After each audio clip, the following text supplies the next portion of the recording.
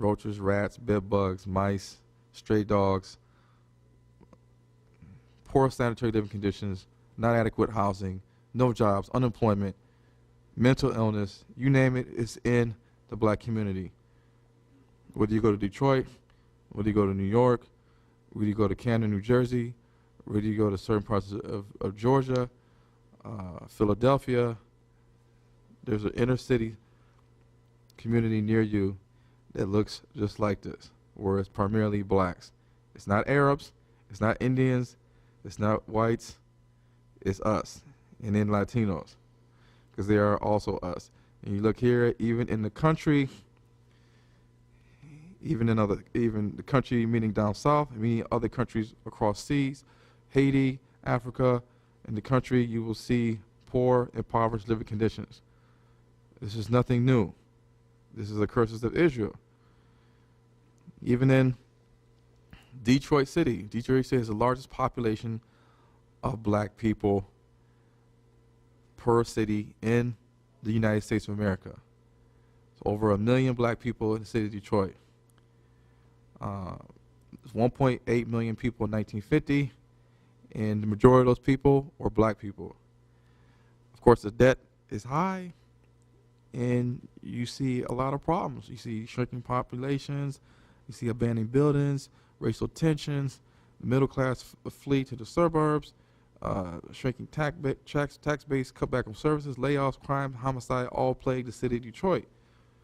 So much so that the city of Detroit filed bankruptcy, said they had no money, and housing prices dropped, and the city of Detroit, a lot of schools shut down, leaving a lot of empty gaps in terms of kids getting the education or even transportation to other schools, same as they did in Chicago, same as they did in Philadelphia. These are not happening in the suburbs. But after a while, all of a sudden now, we have money.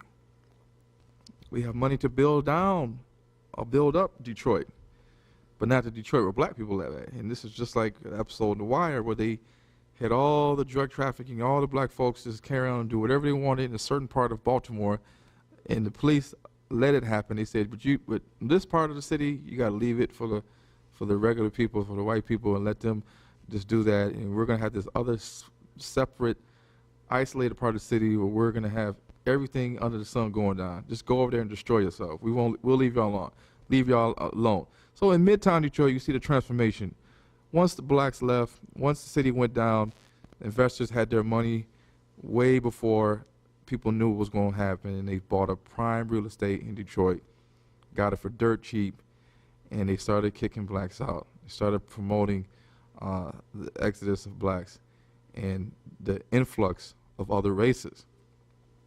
And as you can see now, Detroit, downtown Detroit, midtown Detroit, Cass Street, you couldn't tell if this was Chicago or South Beach looking at it, but this is actually in Detroit, in the area of Detroit it used to be bad, on Cass Street. Back then, Cass Street was full of prostitution, homelessness, drugs, disease, homelessness. The further you went down on Cass Street towards Jefferson, you were destined to run into Cass Corridor. And like I said, this all had negative things going on. It's primarily all black.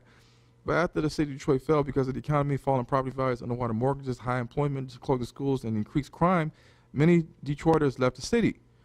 The only thing in downtown Detroit back in those days were nightclubs for people to party at. The vacant buildings stayed vacant, but they were slowly being bought up.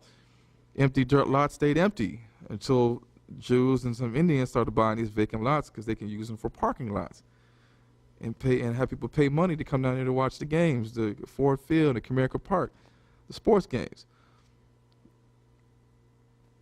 Can't get ahead for nothing. So you see, when they used to have no stores there, then you have stores popping up. The black people are gone, they're suffering, the city of Detroit's suffering, the economy is worse for black people. But on the other side of Detroit, you have Whole Foods opening up in downtown Detroit. Who is it owned by? It's owned by the Arabs, the Chaldeans. It's not owned by black people. And if you see here, you see the customers are not black. A lot of Whole Foods don't accept EBT cards. Some of them do, I heard, but most of them don't. And the food there is really expensive. So if you want to get a bang for your buck, you're not going to go to Whole Foods, so that keeps black people out of Whole Foods in Detroit. So blacks have not progressed in America as a people, despite being here for 500 years, immigrant Jews, Greeks, Italians, Koreans, Chinese, Arabs, Europeans, Indians, Latinos have all surpassed us, despite only being here less than 100 years. And their population as a whole combined is less than 10% of the American population, when blacks are already 14% of America. Latinos, 18%. These races make up the majority of business in Detroit and in Michigan. We make them rich while we stay poor. Blacks and Latinos are more commonly in jail than any other race. Other races are not in jail. This is a reflection of who owns all the businesses. The people that are not in people that are in jail are likely ones that are not the ones on top. This helps keeps their children to be successful and keeps the cycle going. Our black dollars don't get recycled into black businesses because there are no black businesses. Therefore, we remain poor while they thrive. They control all the staple businesses and positions: food, energy, transportation, housing, shopping, retail, music, entertainment, sports, the judicial system, to lock us up, banking and accounting, to prevent us from getting loans and give other people loans, and hair care products, while we do and own what we do best. That is cut hair, do hair, and braid hair. They set up businesses in our community designed to take our money. So as we can see, the most common black business is barbershops and beauty salons in Michigan. And then you have car washes. These are all under the table jobs. We can get paid under the table, not have to report to the IRS. These are all jobs that we can do because most likely we want a black person cutting a black person's hair. We want to get our dreadlocks tightened and styled up by somebody that actually knows how to do that, either African or Jamaican or African American. But how successful can we become by owning a barbershop or a car wash or one salon? That still requires labor and time. Labor and time, when there's not that much time in the day to labor. You got to eat and you got to sleep. So you got 8 hours, you can just be braiding hair and cutting hair. That's not ensuring wealth and success. It's ironic that a lot of the Africans from West Africa, from where we was taken, so we're physically ancestors and brothers to them, Ghana, Nigeria, Cameroon, Guinea, you will see a lot of them in cities with black people. And just like us, they own salons and they own braiding shops, doing the same thing we're doing. Or they're owning group homes or whatever, but they're not wealthy unless maybe you go into medical school and become a doctor or you become a lawyer, but even then we still stay divided. We don't stick together. These are all curses of Israel. It's not ironic that birds of the same feather flock together. It's not ironic that our Latino brothers and sisters are also with us, or near us, going through the same struggles we are. But there's also a divide between the blacks and the Latinos and the Africans. This has all been seen, and we were like, well, why are we fighting Latinos? Why are we fighting Africans? Why they don't like us? Why we don't like them? Why is there so mixed feelings about each other? Why we can't get along? We're biblical brothers. This has all been ordained and prophesied in the Bible. They have shopping businesses to keep us poor and keep us giving them money, like liquor stores and cell phone wireless stores, Metro PCS stores, Sprint stores, Verizon stores, Coney Islands, places where you can get your gyros and you can get all types of wraps. And they got gas stations, right here with the Obama sign on it. And, Obama doesn't have his own gas station, but they use that and they lure you in thinking that you're supporting the cause when you're really making them rich. They put stuff in our community that's going to take our money. I call it the niggerization of the community. They literally niggify the community because they come in there and they like to give stuff and put stuff in our community that is typical that's going to take our money because they know that we don't have any money. In own business, they put a family dollar store. They put a pawn shop because when you low on cash, you got to pawn your ring, you got to pawn your jewelry, you got to pawn your computer, you got to pawn your TV. The dollar store is cheap food. You got Chinese food. They trying to get your money. They want you to eat their Chinese food. They want you to eat, wonton soup and kung pao chicken and pad thai, Mongolian barbecue and pepper steak. you know, instead of eating our own food. And got us eating Arabic food and Indian food too. These are all tricks. You got the beauty supply store in the inner city, the Hong Kong beauty supply. Hong Kong is in China, folks. You already know who owns this store, who's being rich. And you look at the community, obviously this community is making a lot of money. They've adopted and learned how to cook our food. So you got shrimp fried rice and you got fried chicken wings. Since when does Asians know how to cook fried chicken?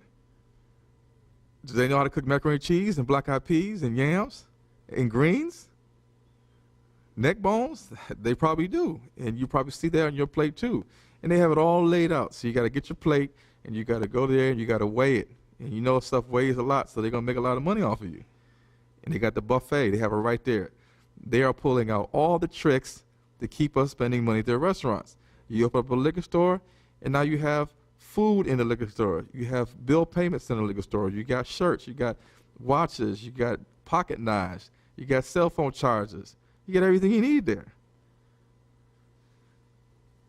Some gas stations even converted to liquor stores. So you can go get your gas, and get your magazines, and get some liquor, and get your pops and your snacks that's loaded with processed ingredients. You got an ATM machine too. Just do everything there. So would a Chinese family stop for dinner at a black-owned Last Dragon restaurant if the staff were all black? Like these men and women? Sure enough, I doubt it. But as we know here, the Chinese people come from black people. They came from Africa, migrated out of Africa, made their way east to China, mixed in with some of the Japhetic people of the land and lightened them up. Clear example is the Negritos of the Philippines. The Negritos were black people, little Negroes. That's why they call them Negritos, and they're small, about 5 feet tall, maybe less than that. And when the Spanish conquistadors came, they lightened up the area. The Italians lightened it up too, and they imposed their language and their religion. And now the black Negritos live in the forest.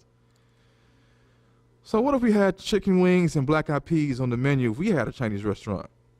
Would they come and eat and dine at our restaurant, or would they leave? Well, I asked an Indian lady, I asked her if she went with her family to go eat at a nice Indian restaurant. They went in at the House of India or India Palace, and they went in there and they seen all black folk in there serving the food, cooking the food, ringing up the food. I said, would they stay there and eat? She says no. I asked a Jewish person if you went to a Jewish restaurant and it said kosher, you went in there, everybody in there was black, serving you, ringing you up, and cooking your food, would you eat? The Jewish person said no. I asked the Arab if you went into a place to eat Arabic food with your family, you went in there and you seen all black folk in there cooking your food, ringing up your food, and making your food, would you stay? They said no. Same thing with the Chinese. We support them, but they don't support us. Most of the times we don't have a problem with other races, but they have a problem with us. This is all the curses of Israel. So this is why we have no economic power. We will never have economic power as long as we love to work for everyone else, as long as we put shrimp fried rice and chicken wings on our plate and we don't scratch our heads and say, they are making money off of us. As long as we eat fried chicken, beef ribs, rib tips, fried perch and cod, and fried pork chops, hush puppies, slaw, mac and cheese, and fries from the Arabs, we never going to make any money. Because we're going to go to them for our food. If we're too lazy to cook it ourselves, we'll go to them and get it.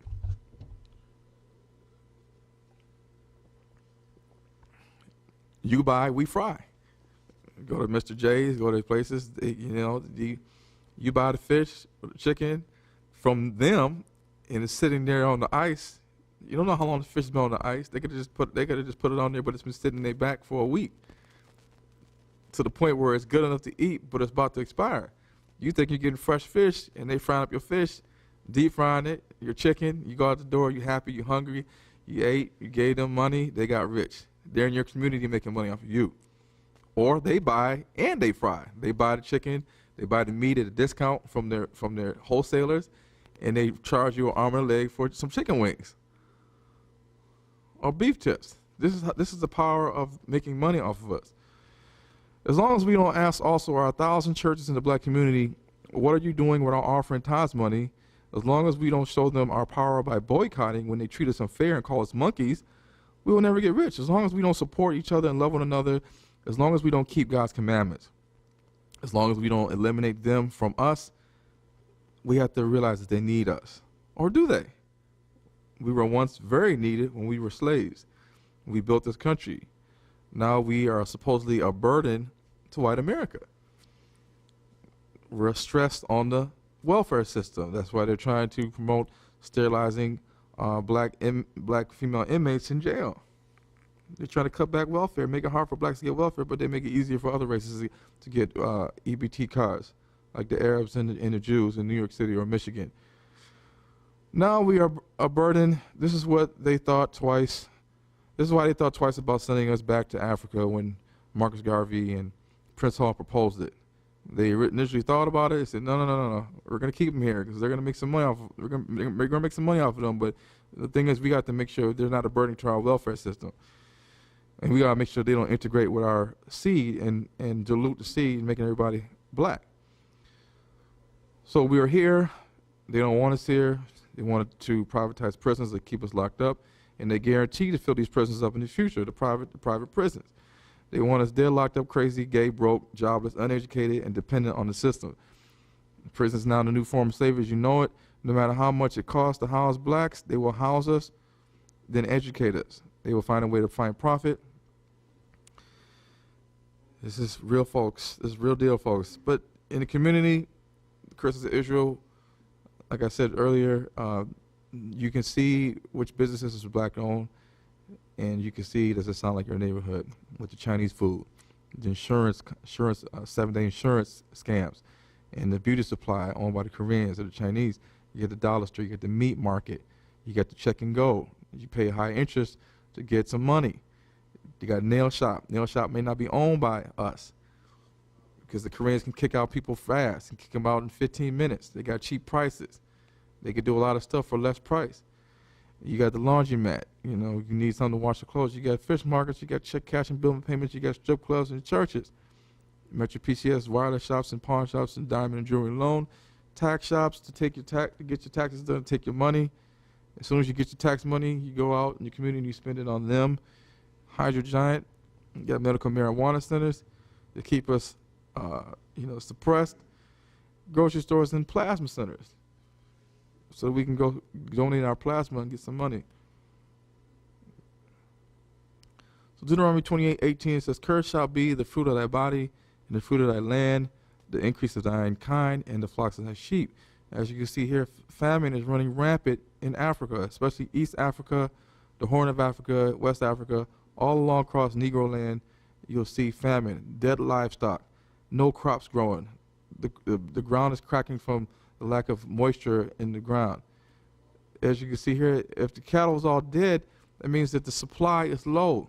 So we have supply and demand on meats, then the meat costs a lot of money to eat. If you don't have a lot of money, then you ain't eating meat every day. You're going to eat vegetables and crops. You see famine and food crisis happening only in areas where you hear a lot of drought and famine. This is East Africa and West Africa, the area that used to call Negro land, Negrotia. Is this a coincidence? This is in the Bible. You see here, Negro land. Stretches all the way across Senegal, Gambia, Sierra Leone, Mauritania, Niger, Chad, parts of Upper Benin and Nigeria along the Niger River. It's in the 1729 map titled Negro Land in Guinea. You see the cows here drinking water. They're looking kind of skinny. They're not getting nutrition. They probably have disease and they die. So that makes the price of meat very expensive. Supply and demand is what it's called. Africa's history includes some of humankind's earliest food production. One of the most fertile centers located in North Africa, the Nile Valley. The Nile Valley historically was and continues to be a rich source of fish, animal, and plant food. Back in the day, it was plentiful. In the Bible, in the drier African savanna, especially after the Sahara region became arid after 6,000 BC, nomad tribes raised cattle, goats, sheep, were served as part of their tribe's food source. Crops that were less affected by extreme weather like rice, cereals, such as wheat, barley, millet, and sorghum. Cassava, potatoes, tubers such as yams and cocoa yams, principal staples, slowly became popular throughout the continent and have remained important staples in African diet today, especially West Africa. Throughout Africa, the main meal of the day is lunch, which usually consists of a mixture of vegetables, legumes, beans, and peas, and sometimes meat. A lot of Africans stay fit because they always are active, walking, getting water. They're in the community. They're not sitting down playing video games. They don't eat meat all the time. If you can eat some meat, that's great. So they stay lean, and the food is fresh from the ground. It's not contaminated with Monsanto GMO. So due to economic constraints and supply and demand, the Africans are not able to meet often. Beef, goat, and sheep are quite expensive in Africa, so especially organic meat. So these foods are reserved for special days. However, fish along the coast, especially the Ivory Coast, in Nigeria, is abundant in coastal regions and in many lakes. Like I said, beef, goat, chicken, and sheep are most common meats eaten in Africa. And you see here, famine, hunger is rampant in sub-Saharan Africa. What is sub-Saharan Africa? It's Africa that is not of the Arabs. The Arabs are all in North Africa. Morocco, Tunisia, Algeria, Libya, Egypt. Do you see these countries on the map right here? No, you do not. These are sub-Saharan Africa, where the Negroes scattered into and mixed in with the people of the Hamitic tribes and the Bantus lands. Hunger. Curse of Israel, Deuteronomy 28:19. We keep going down the list. Cursed shall thou be when thou go in, and cursed shall thou be when thou go out. We all know, again, the living as black in white America, having to fit in white America, driving while black, guilty until proven innocent. This holds true today.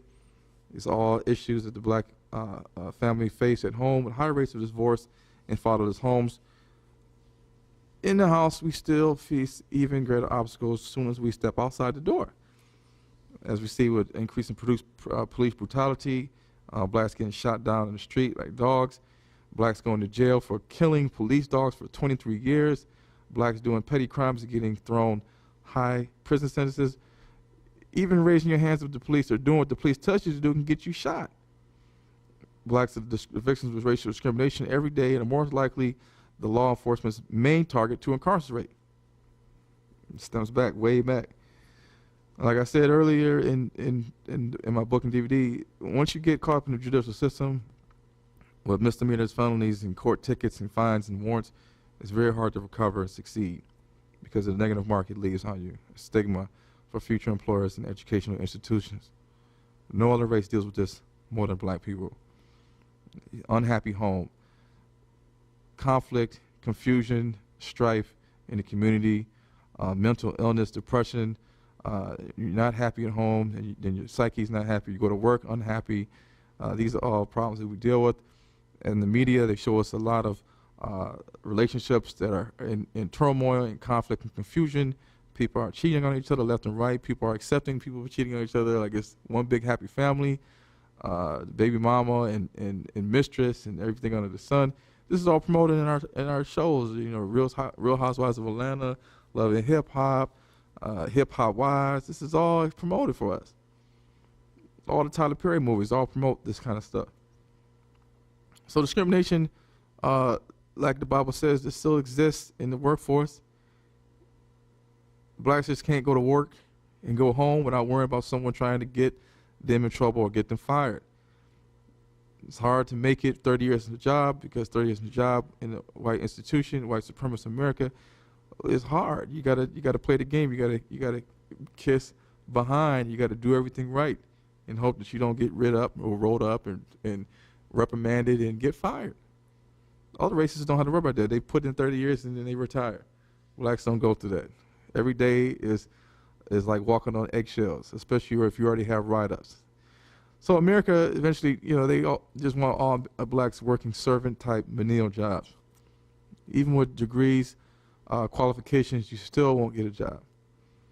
The black agenda, the Holocaust, you can see here, you see the kids have no daddy. The educated black woman with good credit and a house and a car, she's in her 30s, she can't find a man. black man can't get hired because he's a felon, or the black man doesn't have the education, he doesn't have the qualifications. You know, so the woman that wants a qualified man with income, that's another check mark off that, you know, that she can't find a black man because, oh, the black man don't have any type of thing to bring to the table. But the blacks are being incarcerated on mass levels. That's one of the reasons why I'm seeing men. So like the TV promotes, you see here this, the slide says that I don't need a man. The mama's down on her knees praying, but in the back of her head, because the father's not there, she's thinking, I don't need a man. The little baby daughter is saying, I don't want a man. She sees where her mama's going through, where her mama talks about every day about her father. So the daughter's affected, and she's brainwashed, and she does what her mama does. And so she says, I don't want a man either. Will she end up not wanting a black man, or maybe she want a white man? Maybe she may not want a man. Maybe she might want another woman. And you see the little baby that says, I don't want to be a man. So the baby grows up around his aunties and his mamas and grandmamas and his sister, and he has no father figure. He sees what's going on. He sees what they say about him, and he says he doesn't want to be a man, so he'd rather be like a woman and act like a woman. This is called the domino effect. Like I said, there are many black women now in their 30s and 40s who are single mothers, not married, or women who have, you know, not married. They're women who have careers, they have a house, they have a car, they have good credit, but no man and kids. That's the equation that's missing out. But at the same sense, we still got the award shows, Black Girls Rock. There's no award show for black men. Are we being deceived? This is also foretold in the Jewish protocols of the learned elders of Zion. Just look at Oprah and Ayanna's Fix Her Life. If you watch a lot of her episodes, Ayanna, she's tearing down black men with a lot of kids. She's tearing down DMX. She's telling DMX that her son doesn't have to give him a hug. When he asks his son, give me a hug, she says, you don't have to hug your father. Stay sitting down. And these shows, if you look at the ratings for these shows where they tear down a black man, they get the most ratings. Terrell Owens, when she's tearing down Terrell Owens and he's crying, talking about his daddy lived right next door, but you know, he across the house, but he couldn't see him, have a relationship, he's crying. Those shows get the highest ratings. That's what the people like to see. Especially the show with a man that had like 20 kids. So the talk for black parents to their kids is different. You see here the black father is sitting on the bed talking to his kids about guns, about the U.S. justice system and black police on black violence and murder and brutality. The white parent is talking about the birds and the bees, getting a job, what you're going to do for the summer, what kind of camp you're going into. So being black in America for parents and the children, the black parents, the black man and the children, is full of constant worrying that the dad will not make it home safe. So when the dad leaves the house, the wife says, be careful. You know, when the white man leaves the house and goes to work, he says, you know, bye honey, I'll see you when I get home. The white wife doesn't say, be careful. You know, because they know that the black man has to go through so much when he leaves the house. Also worrying that our black sons and daughters are not the victims of black crime, hate crimes, or police brutality, murder from a judicial system that puts the target on blacks as the problem. Therefore, the talk that the black parents have with their children is different than those of other races in America. These other races don't have to worry about dying in the streets. As you can see here, this is what they like us to be under, the judicial system. Isaiah 42:22, more blacks, this picture real quick shows that more blacks are under the prison parole control. They've been under control since in 2010 than there were black people enslaved in the 1850s. So, but in Isaiah 42:22, it says about the Israelites, but this is a people, Israelites, robbed and spoiled. They are all of them snared in holes, and they are hid in prison houses. They are for a prey, and nobody delivered them from a spoil, and nobody says to them, restore them. Who among you will give ear to this? So Jacob will be left for a spoil, and to Israel, to the robbers. Israel has sinned, and they have not walked in the ways of the Lord, and they were disobedient, and this is the outcomes. Road to Zion, if you know about Damian Marley and the Marley family and Nas, you will see that a lot of rappers they tell the truth about a lot of different subjects. A lot of rappers are conscious, and if you see this verse by Nas, he says, "Sometimes I can't help but feel helpless. I'm having daymares in daytime, wide awake, trying to relate. This can't be happening like I'm in a dream while I'm walking. Because what I'm seeing is haunting human beings like ghosts and zombies. President Mugabe holding guns to innocent bodies. In Zimbabwe, they make John Pope seem godly, sacrilegious and blasphemous. In my lifetime, I look back in paths I've walked, where savages fought and pastors taught. Prostitutes stomp in high-heeled boots, and badgers screaming at young black children, stop or I will shoot. I look back at cook crack plus cars that pass by, Jaguars, man fly, and I'm guilty for materialism, which we are. But blacks is still up in the prison. Trust that. So save me your sorry. I'm raising the army, revolutionary warfare with Damian Marley. So black people, we know what's going on. And not all these rappers are promoting ignorance and just, things that are not going to benefit us as a race. All the stuff we see on TV is only promoting racial tensions, while they're promoting racial tensions to justify the King Alfred plan. Supposedly this plan was drafted up in the 1950s to round up black people at the start of a race riot, segregate them and move them to a concentration camp or a separate location and kill them off, literally. So I did a little digging and found memos online that some have been declassified, but of course there's more to this plan that's not being released to the public.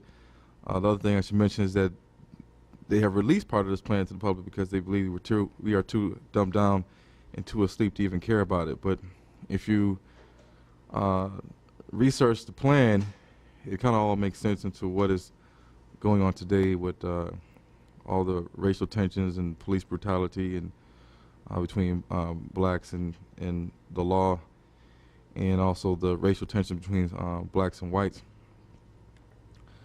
So, per the King Alfred plan, in the event of widespread continuing coordinated racial or civil disturbances in the United States of America, King Alfred, at the behest and discretion of the president, is to be put into action immediately. And the participating agencies are, some of them are the CIA, Department of Defense, FBI, FEMA, Federal Emergency Management Agency, to name a few, as well as the National Guard Unit Reserves, the Army, the county police, local town, city police. So the memo that I had found was to the National Security Council. It states that even before 1954, when the Supreme Court of the United States of America declared unconstitutional separate educational and recreational facilities, racial unrest and discord have become nearly a part of the American way of life. But that was a way of life that was repugnant to most Americans. Since 1954, however, that unrest and discord have broken down into widespread violence, which increasingly have placed the peace and stability of the nation in dire jeopardy. This violence has resulted in loss of life and limbs and property, rioting and looting of stores and businesses, and has cost the taxpayers of this nation billions of dollars. And the end is not yet in sight. The same violence that we see in the 1960s with riots and boycotts and protests, the same thing that we saw with Black Bottom in Detroit many years ago, where they placed curfew on Detroiters, and there was race riots and martial law police state, is slowly starting to creep its way back into our current day that we're in right now, as you see with the Michael Brown and riots in Freddie Gray, the riots in Baltimore, the riots in Ferguson, Missouri, and even over in Israel with the Ethiopian Jews. They're over there rioting, and it's all racial tensions between blacks and whites and the police. So The same violence has raised the tremendously grave questions to whether the races, black and white, can ever live in peace with each other. Each passing month has brought new intelligence that despite new laws passed to alleviate the condition of the minority still is not satisfied. And here we see Ferguson, Missouri riots, 2014, all resulting from slaying Michael Brown. We all know that it was on national news. The black people were fed up. They were in the streets with bullhorns, and there was a lot of rioting going on. So, according to the King Alfred Plan, demonstrations, rallies, sit-ins, marching, and rioting have all become a part of the familiar scene. CNN is there, at CNBC, they're always there to capture footage of the negative things behind these events. Of course, they really don't want to show peaceful protests, they want to show violent protests. So in these instances, the federal troops, the state police, National Guard units, of course, have all been called out, as we see on TV in one city after another. In other lands, like I've said, in terms of Ethiopia, and America's image from the world is becoming severely damaged because they see these racial injustices happening and black people fed up in different cities. Now, the press seeks the advantage during these outbreaks of violence to show America all the negative footage it can. They believe the minority has adopted an almost military posture to gain its objectives, the minority meaning blacks.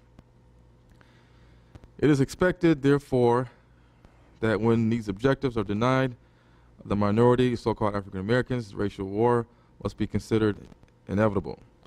As long as they keep doing this and keep egging us on with racial tensions and police brutality and racism, then it's always going to be racial tensions. So when that emergency comes, they're saying that America should expect the total involvement of all, well, back then it was less, but now it's 45 million members of the minority, black men, women, and children.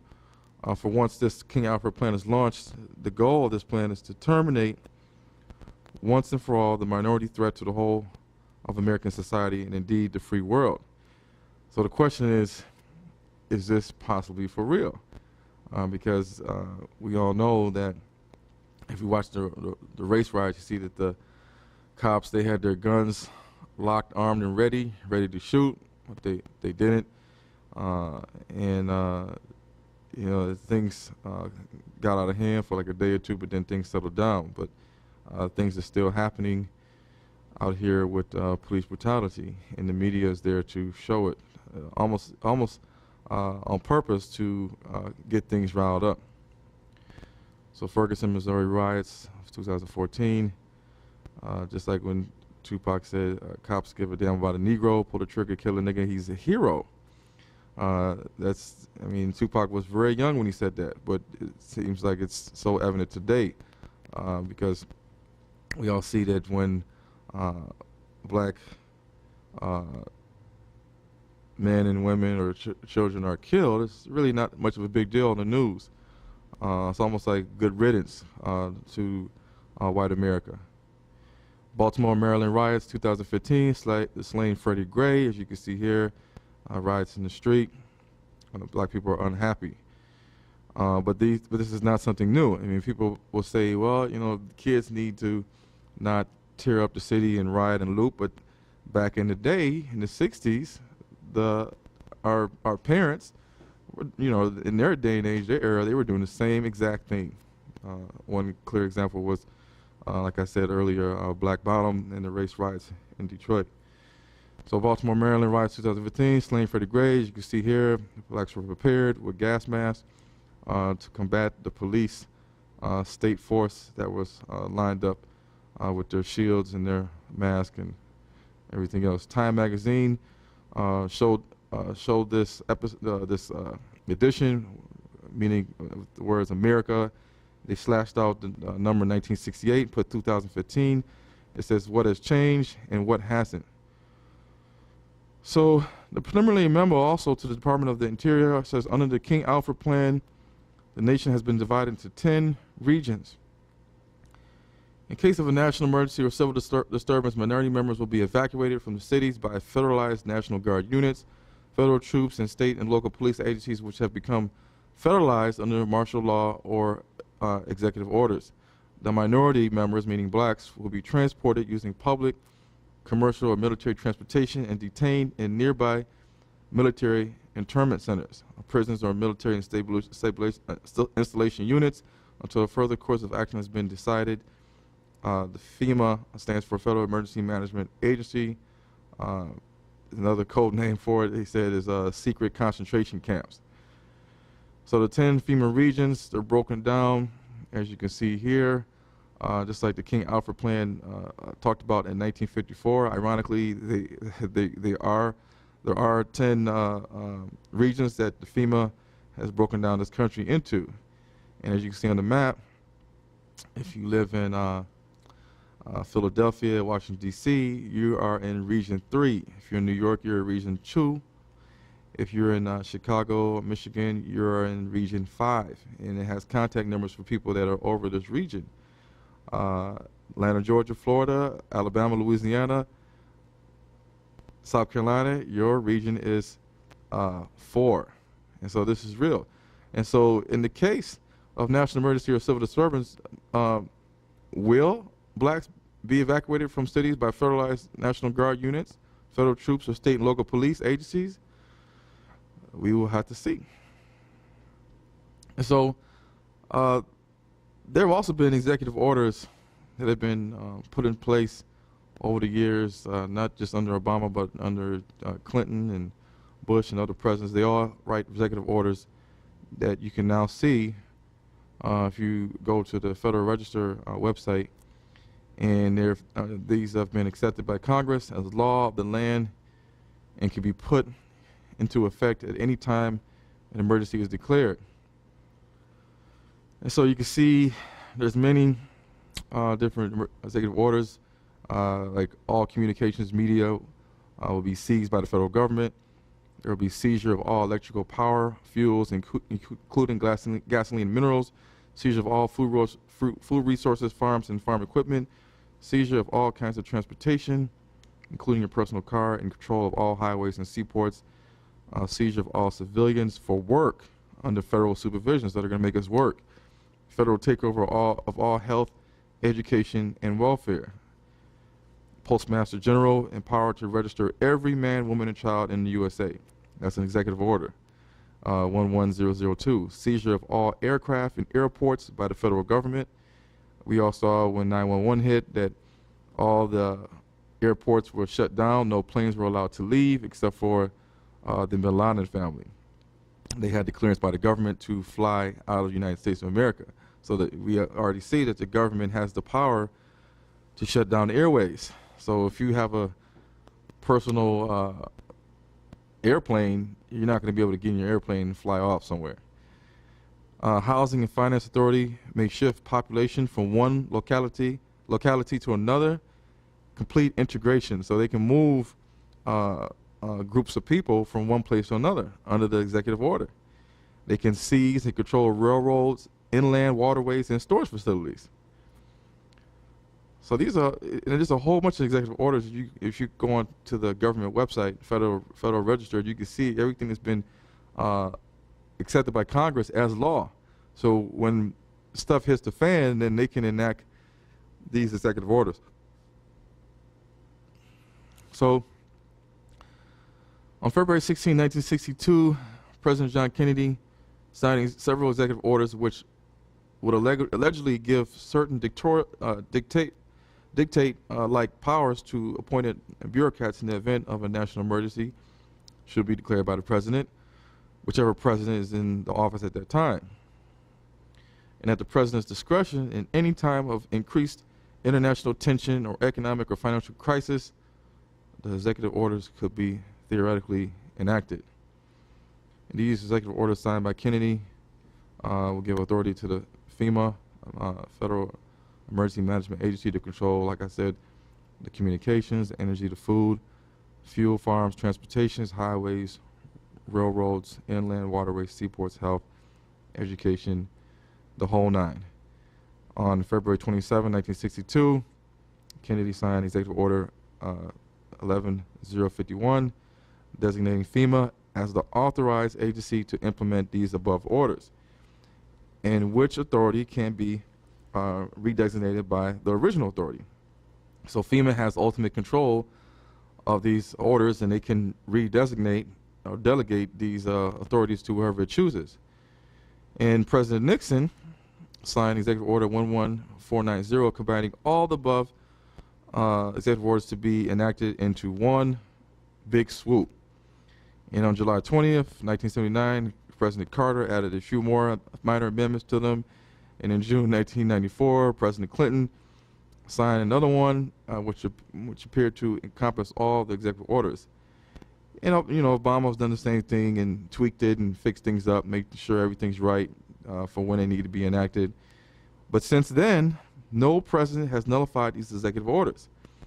So these executive orders are still standing, folks. So in the event of a national emergency, whenever the president decides to declare a national emergency, these orders can theoretically go into effect. But will the people go with it? Some people today, 2015, living in Texas, have seen thousands of Russian troops doing training and exercises in collaboration with our government. So is FEMA in collaboration with Russian troops. Something we all need to think about. Why are Russian troops? What are they doing in Texas? What are they doing in America? So the executive orders don't need our approval, your approval, my approval. It just needs the elite's approval. And says Franklin Delano Roosevelt. He says, here I got a phone and I got a pen. And that's all they need to do in executive orders. And the pen signs the order is made into law, and we have to abide by the law because we are citizens of the United States of America. So this right here, this is the executive order, is a compilation of some of the 23 previous executive orders signed by Nixon. And like I said before, that these executive orders in the event of national emergency can all be enacted. Even control of activities related to health, education, and welfare, shift segment of the population, even regulating the amount of money you may withdraw from your bank or savings or loan institution is also on the executive order plate. So as you see here, this is seeming really legit, but the question is, who will be the first riot when things get out of hand? When the government shuts down, or when EBT food assistance cards stop working, when WIC is completely cut out, when food assistance is reduced, when Social Security checks are not coming through on time, or they don't come through at all. These all will affect the poor. When there's no food at the grocery store, when there's no money to buy the food, when there's no gas to get to the grocery store, gas to get to work, then who's going to be the first to cut up? After a couple of weeks without having food and water, and not having gasoline, or not having the means to pay for light, heat, water, people are going to start getting angry, reverting to survival mode, survival tactics. People get fed up are the ones that are going to be hurting the soonest, and those are the people that are the poorest in America, and this happens to be blacks and Latinos. So is this all a setup? Well, in the book of the Protocols of the Learned Elders of Zion, which was written many, many years ago, this book is the most blatantly satanic document in world history. It systematically lists all the steps that are necessary to establish the New World Order and eliminate all freedom, and to establish its ultimate leader. It is obvious that these plans for the establishment of the New World Order are so brilliantly conceived and written, they can only be done through the works of supernatural guiding spirits, aka Satan, through automatic writing and the use of man. And some of these protocols are organized as follows. Number one, the blueprint for world domination, dictatorship, the advent of a Masonic kingdom, because as we know, The majority of the world is under the thumb of the Freemasons. The Freemasons are in Europe. They are in North America, Central America, South America. They're in the Middle East. They're in Egypt. They're in Israel. They have lodges everywhere. A king to the blood of Zion, of the dynastic roots of David, but this is not the roots of David that we think of in the Bible. They have their own God, their own fake Jesus or Yeshua that they have, like an alter ego. And the king of the Jews will be the real pope. The Jews that they're talking about, of course, is the European Jews and the Sephardic Jews, not the real Jews that we will be discussing today, the black Jews. The world ruler will be the patriarch of an international church. This was all written in the books, and many people know about this. So, as you can see here, as we talked about race riots and the effect of the King Alfred plan and how it's affecting our society, when you look at what's going on now, you see that 1 in every 106 white males age 18 or older is incarcerated. You go to Hispanics, Latins, Latin Americans, you see 1 in every 36 Hispanic males that are 18 or older are incarcerated. You go to the black race, you see 1 in 15 black males that are over the age of 18 are incarcerated right now. The number could be higher. So the prison industrial complex wants us all in jail, wants all blacks in jail, and Latinos who share ancestry with African Americans or Negroes, they are also falling on the line too. So we're moving along, breaking down the curses. Again, just to get that baseline so people know who are these curses fitting. So in Deuteronomy 28, it says, verses 20 says that the Lord shall send upon thee a cursing and vexation and rebuke in all that thou settest thine hand to do, until you be destroyed, until you perish quickly. And so a lot of people probably wonder why, as a race as a whole, why we can't be successful in everything we try to do.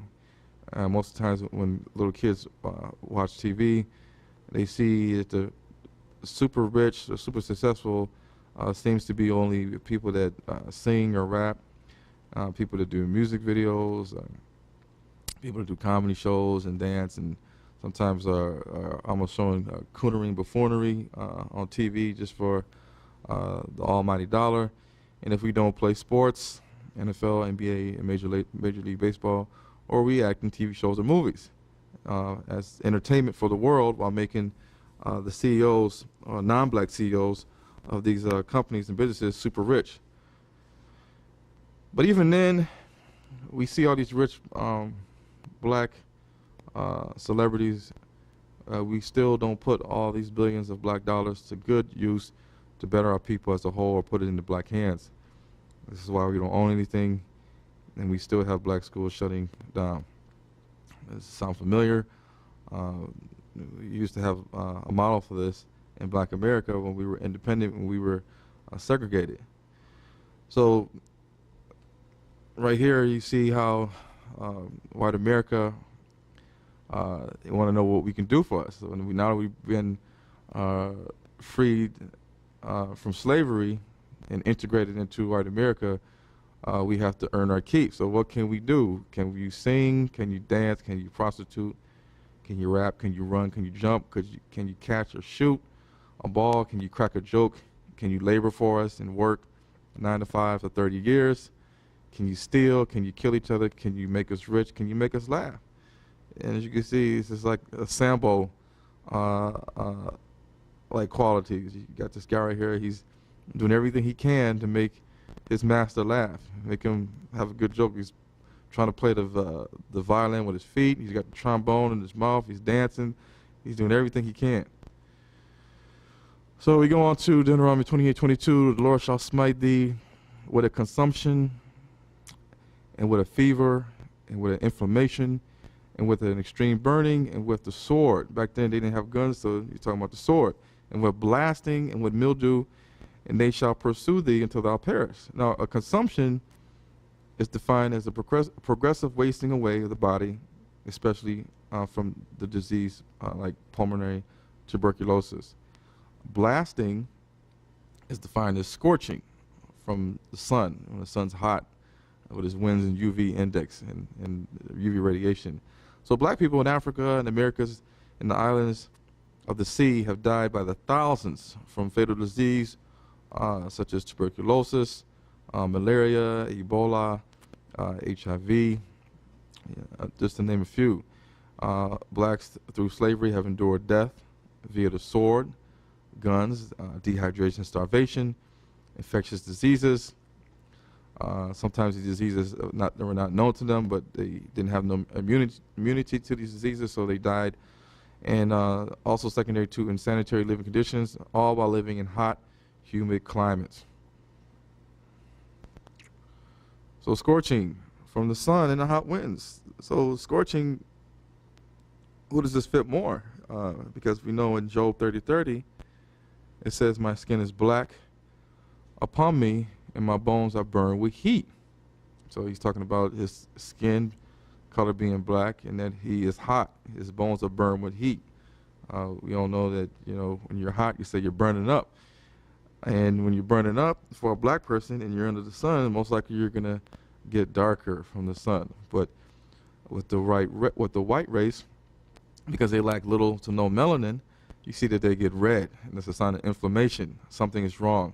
Just like if you got a regular burn, a chemical burn, or burn from water, or burn from extremely high heat, or a contact burn, your skin will turn red. So you see the person at the top, you see the person at the bottom, a native of Africa, he is not going to get inflammation of the skin like the Caucasian, but he can still feel the heat. In Israel, even their news reporting agencies and their websites report that they have dangerous skin cancer on the rise in Israel. The health ministry report finds a ramp up in invasive melanoma, most markedly among the European Ashkenazi Jews that came to Israel in 1948. So if the European Jews are the original people of the land and they simply left and came back, then how come they are getting skin cancer now? It's very interesting. You know, they should be able to tolerate the sun. As you can see, here's a picture of what happens when the sun beats on white skin. As you can see, the sky is very pink, and you see that with the signs of inflammation of white skin, you go from a pink to a red to a dark red, and then eventually you start getting blistering and cracks and peeling of the skin. These are all signs of first degree, second degree, and third degree burns, all from just being in the sun, which plants and animals and rocks and inanimate objects are all in the sun, but they don't exhibit these conditions. So the first degree burns, they cause minimal skin damage. They also cause superficial burns. It's because they affect the outermost layer of the skin. And these signs include redness, swelling, pain, and dry, peeling skin as the burn heals. As you can see here, the skin is red, the skin is inflamed, and it is swollen. It's tender to the touch.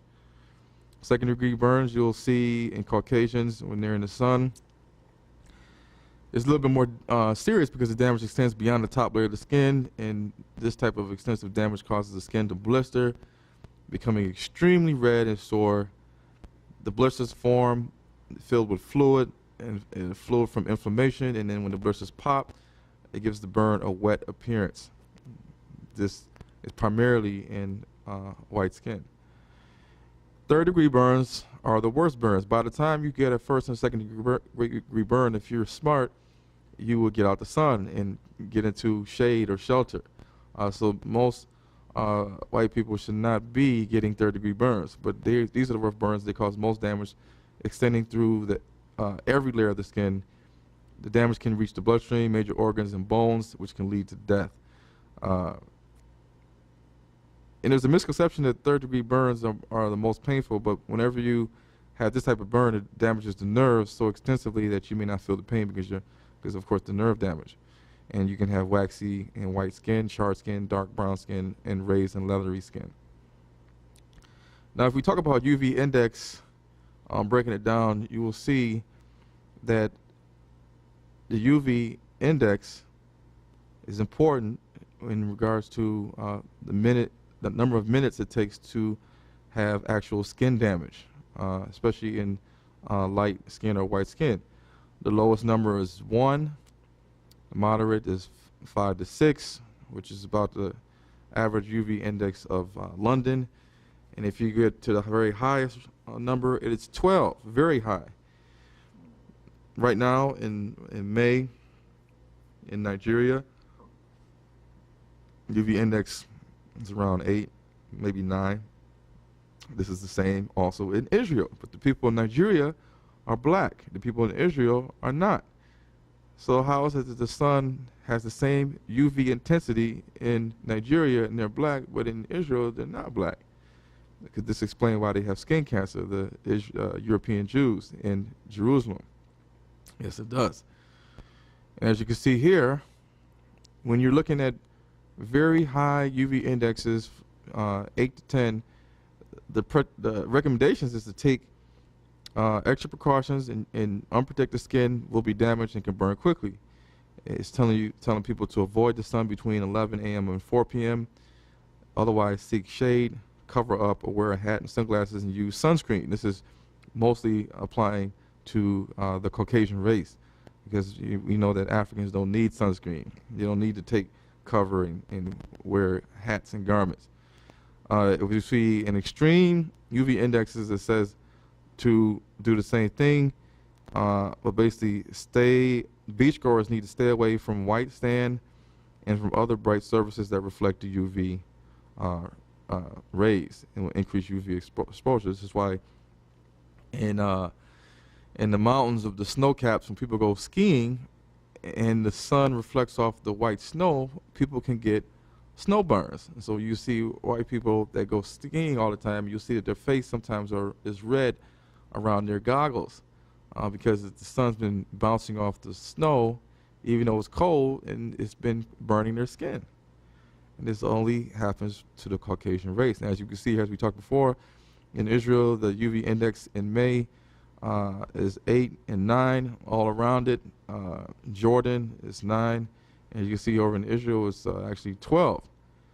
So the UV index does not exceed 8 in the United Kingdom.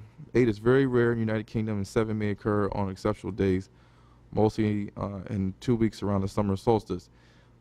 Indexes of 9 and 10 are common in the Mediterranean area, like Egypt and the Middle East.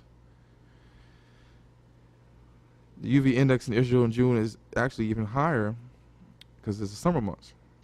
Let's look at Saudi Arabia. Saudi Arabia, the UV index is at its maximum at 12. Certain days in the year of Saudi Arabia, they can have temperatures up to 130 degrees. And if you look at a lot of people in Saudi Arabia, the kings and the sultans of Saudi Arabia, they are light-skinned, Caucasian-skinned Arabs, and they're usually covered up. So they lack the protection to the sun. This might be one of the reasons why they're also covered up. Look at Egypt. Egypt has UV indexes of 12 and 11 all throughout Egypt, but yet when we see pictures of Egyptians on world news, we see that they are not black like Nigerians and people from Ghana and Sudan. You go to Yemen. Yemen is 12, near the Horn of Africa.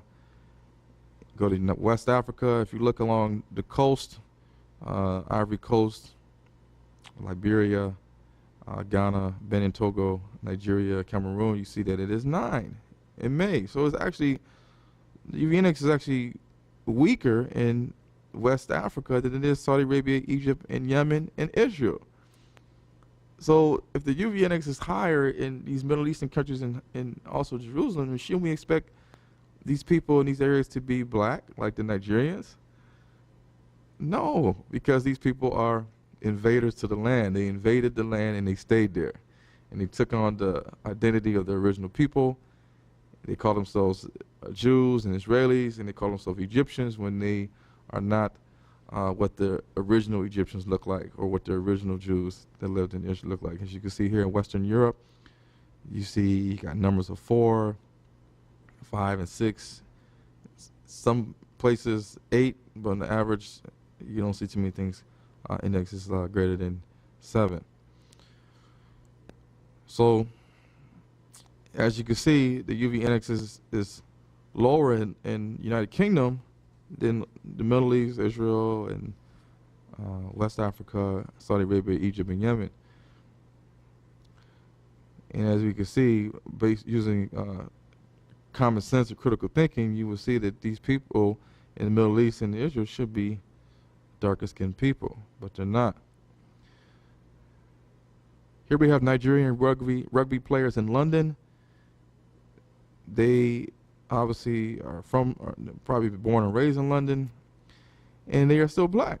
And the UV index is very low compared to the Middle East and from where they're from, West Africa.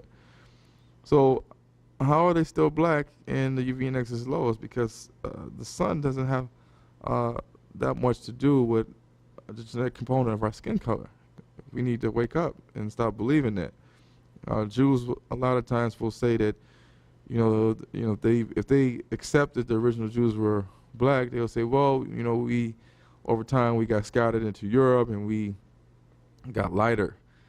And you say, well, that's not true. That doesn't make any sense, because there's Jews living in Florida right now that are still white. You got Jews and you got Caucasians in South Africa that's been living there for generations, maybe 300 years, and they're still white. They haven't turned black because of the sun. Just like I just showed you with the Nigerians living in London, they are still black, and they can have 4 to 5 generations of Nigerian children. They will still be black because it's genetic. So here we see, again, this is the Haaretz. It's the Israeli newspaper. In Hebrew, Haaretz means news of the land of Israel. It is Israel's oldest daily newspaper. It was founded in 1918 and is now published in both Hebrew and English in the Berliner format. The English edition is published and sold together with the International New York Times. Both Hebrew and English editions can be read on the internet. In North America, it comes out as a weekly newspaper, combining articles from the Friday edition with a roundup from the rest of the week, because there's a lot of Jews in America. And as you can see here, in 2003, they reported themselves in Israel that Israel's skin cancer rates is the second highest in the whole world. Second highest in the whole world. How is that possible? Who was number one? Australia is number one. So the Brits that invaded Australia, they killed a lot of the black Australia Aborigines, and the British Australians, they stayed there. They set up shop in Australia. They control everything. The Caucasians there, they have the highest rate of skin cancer in the world. Why? Because they're not the original people. The original people there are the Australia Aborigines, and you can see the Aborigines, we all know, are black in skin complexion. So, like I said, I asked a Jewish man, I was in Verizon store, and I asked a Jewish man, why was skin cancer rate so high in Israel if they were the original Jews? And his reply was, back in those days, it was hot in Israel.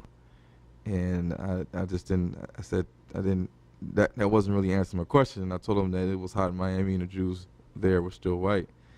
And then he tried to say that the Sephardic Jews are black. And I said, no, they're not black. And I told him that the Jews, he said the Jews turned white when they left and went to Europe. And I said, well, Nigerians and Jamaicans in Europe are still black, and they haven't turned white. So this is all nonsense. And so, people need to be honest. You need to keep people straight and tell the truth. And people are quick to lie because Satan has to protect itself. They know that their story doesn't add up, so they got to protect themselves by throwing out any lie that they can. But if you're smart, you can catch them on that lie and prove them wrong. So this all proves that the land that they claim is not theirs. In 2010, a total of 207 Israelis died of melanomas, but the mortality rate from the disease has declined over the past decade, just 2 points, 0.2 points. In the same year, just over 1,000 Israelis were diagnosed with invasive melanoma, including 939 Jews, 21 Arabs, and 42 people from other communities. And of course, they're not going to tell you that black people were diagnosed with invasive melanomas, because that is very rare in black people, even African Americans.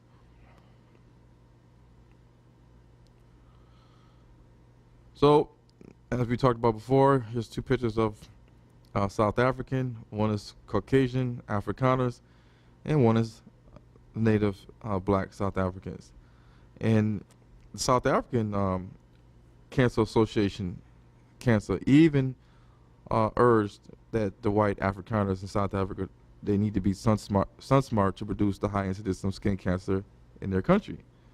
Skin cancer is most common cancer in South Africa.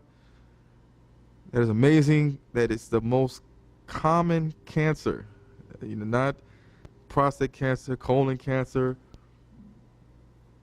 gallbladder cancer, lung cancer, breast cancer. No, skin cancer is the most common cancer in South Africa. Wow, that's just amazing. And that is because they are not supposed to be there. They're not the original people. They came down there and they set up shop and they stayed there.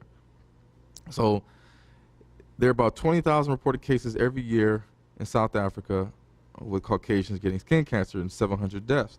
The World Health Organization reported that between 2 and 3 million non-melanoma skin cancers and approximately 132,000 malignant melanomas occur globally every year. They said at this moment, currently, South Africa now has the second highest incidence of skin cancer in the world after Australia.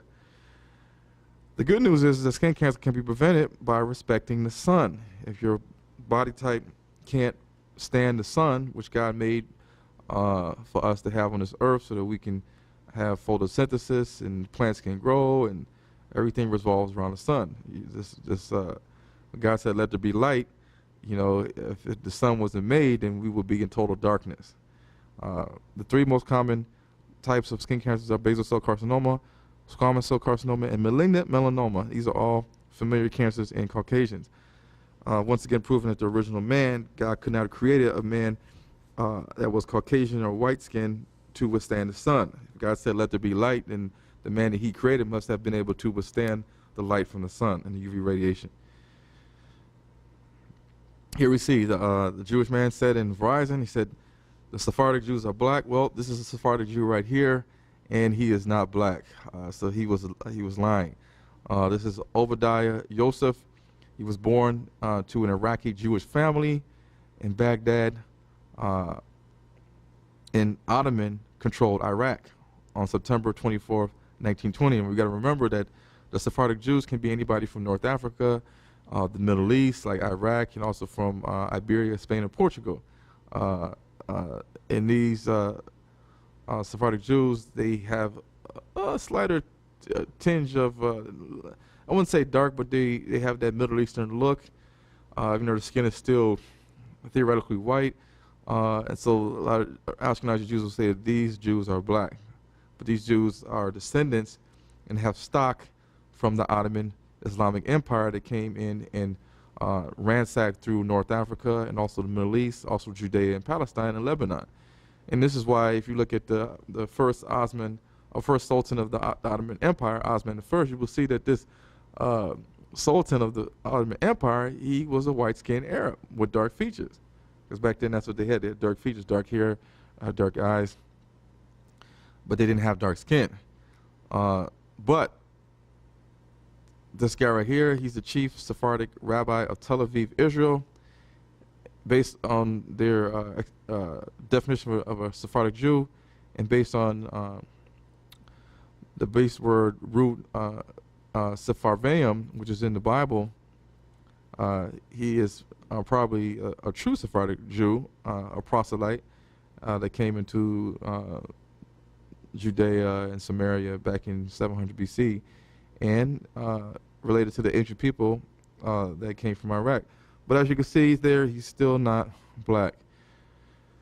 The Sephardic Spanish Jews, as you can see here in this article, Spain was to ease the path for citizenship for Sephardic Jews. As you can see here, these are all Sephardic Jews down here with their locks, the sideburns, and you can see that they are all white. No black here.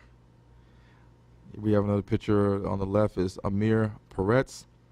He is a genuine Moroccan Sephardic Jew of Middle Eastern descent. And next to him is a picture of Saddam Hussein. They're both from the Middle East. And as you can see, they both resemble each other. They have white skin and they have dark features. Peretz is an Arab Jew, while Saddam Hussein is an Arab Muslim. They just have different religions. And that's basically what they did. They basically adopted the religion of Judaism. They are not Jews by birthright. And this goes way back. Both of these men can trace their lineage to the region of the Middle East. Like I said earlier, they are descendants of Greeks, 300 BC, Edomites, King Herod, around the 1st century, Romans. The Romans came in, the British, the Ottoman, Caucasian Turks who invaded the Middle East and stayed there. Both are indeed Arabs and hence are the same people. The European Jew is related to Amir Peretz only because the Khazars of Europe adopted the Jewish religion in the 9th century or 8th century and started calling themselves Jews instead of Khazars. So they're only related because they practice the same religion. You need the proof. The proof is in 2 Kings 17:24, 700 BC. It says, and the king of Assyria brought men from Babylon, which is Iraq, and from Cutha, Assyria, Iraq, and from Ava, and from Hamath, which is a city at the northern border of Canaan, Assyria, and from Sepharvaim, which is also in Iraq. This is where we get the root word for Sephardic. And they placed these people, these outside people, into the cities of Samaria instead of the children of Israel. The Bible says instead of the children of Israel. They took these foreign people out of their land and took them into Israel and put them there, and the Israelites, they kicked them out. And these people possessed Samaria, which is northern Israel, well, half of Israel, and dwelt in the cities thereof. So this is where you get a lot of your Sephardic Jews from. And the modern day Iraqis are the product of invasion. A lot of them will say, I'm Chaldean. Chaldean was in the Bible during the time of Abraham. They will say they're Babylonian, and they say they've been there forever. No, you have not been there forever. You are descendants, most recently, of the Ottoman Turks. The nation of Iraq only existed since 1932. Prior to that, it was so-called the land of two rivers, because you had the Euphrates River and the Tigris River, and it was a British colony. Before that, it belonged to the Ottoman Empire. And heading backwards through time, beyond that, it belonged to the white sheep Turks, the black sheep Turks, the Timurids, the Mongols, Seljuks. You have all these different names of people, Muslims. And then if you go further back, the Seleucid Empire, which were Macedonian and Greek, the black Persians, the black Babylonians, because back then, things were black, the black Assyrians, Arameans, the black Elamites / Persians, Amorites, Akkadians, and Sumerians, because back then, the Sumerians were black-headed people, as well as the Elamites. So as time progressed, the blacks were faded out, the blacks scattered, the white races came in. The Aramaic language that some Chaldeans say that they can speak is basically Syriac, Assyrian script, the language supposedly which Jesus Yeshua spoke, which was the ancient Semitic language of Aramaic. Some of the Dead Sea Scrolls that they found were written in Aramaic, and Aramaic was also the official language of the Assyrians. Because back then you had Aram, which is one of the sons of Shem, and from Aram came the Arameans, and from Arameans came the Aramaic script. If you look on the map, you'll see the Aramean or Aram is now Syria. So Aramaic is one of the Semitic languages, an important group of languages known almost from the beginning of human history. In addition to Arabic, which is a lot newer, and you have, of course, the old Paleo-Hebrew, Ethiopic, and Akkadian language. The Aramaic language is closely related to Hebrew, even though the Phoenician script was almost identical to Paleo-Hebrew. Aramaic was written in a different variety of alphabetic scripts. That's why usually when we call modern Hebrew script, it's usually actually an Aramaic script. Aramaic was used by the conquering Assyrians as a language of administration, communication, and it followed them by the Babylonian Persian empires, which ruled from India to Ethiopia. It employed Aramaic as the official language from this period. 700 BC, 300 BC, Aramaic held a position similar to that occupied by English today. Dead Sea Scrolls, numerous papyrus leaves from Egypt to Palestine are written in Aramaic, some Paleo-Hebrew. Here we see modern day, on the right, Chaldean, or a Christian Iraqi, Archbishop Bashar Warda. You can see he is has white skin just like a white man, and he has black hair because the Arabs have dark features. And on the left you can see the ancient Babylonians or Iraqis. As you can see, they have brown skin. And there's a similarity with black people. And this is around 1870 BC. Down at the bottom, you see a Babylonian. This is actually in, I think it's in North Iraq. North Iraq is where Chaldeans are from. Ask any Chaldean, are you from North Iraq? And they'll say yes. So they're farther away from the sun because they're closer to Assyria. As you can see at the top, this is an ancient day Iranian, Persian warrior. Also did battle and fought alongside with the Elamites, which was one of the sons of Shem. Shem was a forefather of Abraham and the Jews. As you can see, these people right here are also black in appearance or black skin. So here you have Semitic peoples that are from the lineage of Shem that are black. Like I said, Shem is the forefather of Abraham and the Hebrews. So if their forefathers were black, then shouldn't the Hebrews be black? Yes. So the imposters also get to learn the language. They invade into the countries that they want to invade, and they stay there and they learn the language. They adopt the religion, and then they come up with the identity theft. So like I said, the biblical Aramaic replaced Hebrew for many purposes among the Jews, and it's reflected in the Bible where portions of Ezra and Daniel and the Dead Sea Scrolls were written in Aramaic.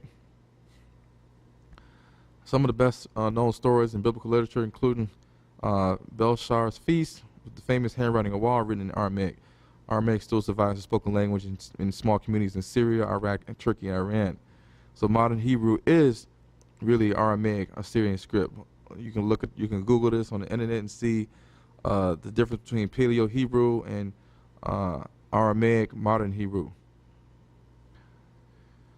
So all the Semitic languages are based off of Hebrew, Aramaic.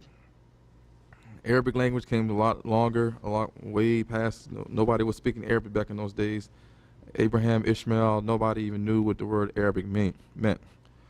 There was no Islam, there was no Muslim religion until after 600 AD. The original people back in those days in Arabia were the descendants of the Ishmaelites, whose mother and grandmother were black Egyptians, and the Cushite sons of Keturah, one of the wives of Abraham. This is in the book of Jubilees and the book of Yasher, which are Hebrew books. I also detailed this out and explained this in my book Hebrew to Negroes. Hebrews to Negroes is on Amazon. So these black descendants of Ham/Shem, they created the very first civilizations of South Arabia around 1800 BC, maybe even way before that. And they were also known as Cushite Arabians to distinguish them from the Bedouin Semitic Arabians who lived in the part of Arabia called Arabia Deserta, or desert regions. So the blacks were the first people to inhabit Arabia and Iraq. The Cushites and the Elamites in Iran, Elamites and the Susians and the Cushites. The first whites to enter the black regions of Mesopotamia were the Greeks yet black features and faces are still indigenous in parts of Iran and Iraq and South Arabia to this day. So this right here is a picture of the Jewish Star of David, the hexagram, but inside you see Arabic writings. The Arabic writings that you see right there is the name of God, which is Allah. Now, some Muslims will say that Islam existed during the time of Abraham and Ishmael in the Old Testament. When you tell them that the Arabic language did not exist back in those days, then how could his name be Allah?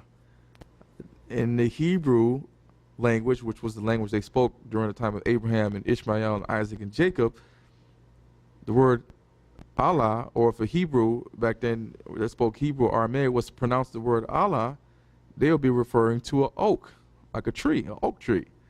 So that was not the name of God back in those days. Because, of course, anybody knows that the Arabic language did not exist in BC times. None of the Old Testaments were written in Arabic. You will find the Old Testament written in Hebrew and also written in Greek. If you look up your Greek Septuagint version of the Old Testament, you can even find it in Aramaic. But I'm sure now they've translated it to Arabic. And as you can see here, the Hebrew Strong's Concordance Lexicon, you can look it up for yourself, 427. The word Allah in Hebrew means oak. Joshua 24, verse 26, talks about the oak that was by the sanctuary, or King James Version, and set it up there under an oak. So if Joshua would have been talking, he'd have said, in the place of the word oak, he would have said Allah. But Allah did not mean God back in those days. Okay, we see here, these are two types of Jews.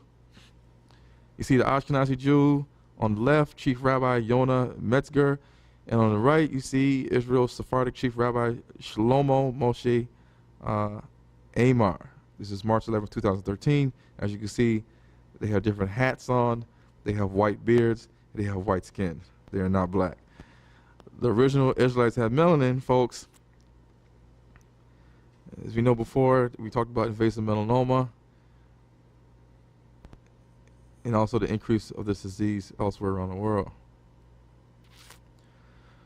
So in Israel, they had an editor, Dr. Lital Kenan Boker. He had the ministry's National Cancer Registry and said that it will require data for a longer period of time to determine the significance of the 1-year increase in invasive melanoma. Some of the incidents could be the result of increased awareness of skin disease and early diagnosis, but they said, of course, they admitted as a known fact that exposure to the sun is a risk factor, particularly at a young age among fair-skinned people and those with a tendency to get beauty marks. And it is also known that there are genetic factors that increase the risk of developing melanomas. They want to blame it on the ozone layer and the drop of protection from ionized radiation, but it is what it is. It's the sun.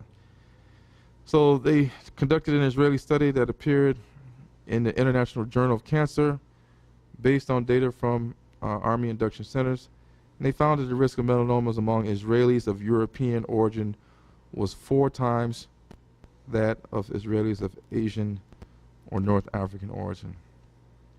Some of the Jews they have allowed back into Israel are from Asia, and Asians are the descendants of black people and mixed in with lighter nations, and I'll prove that further in the series.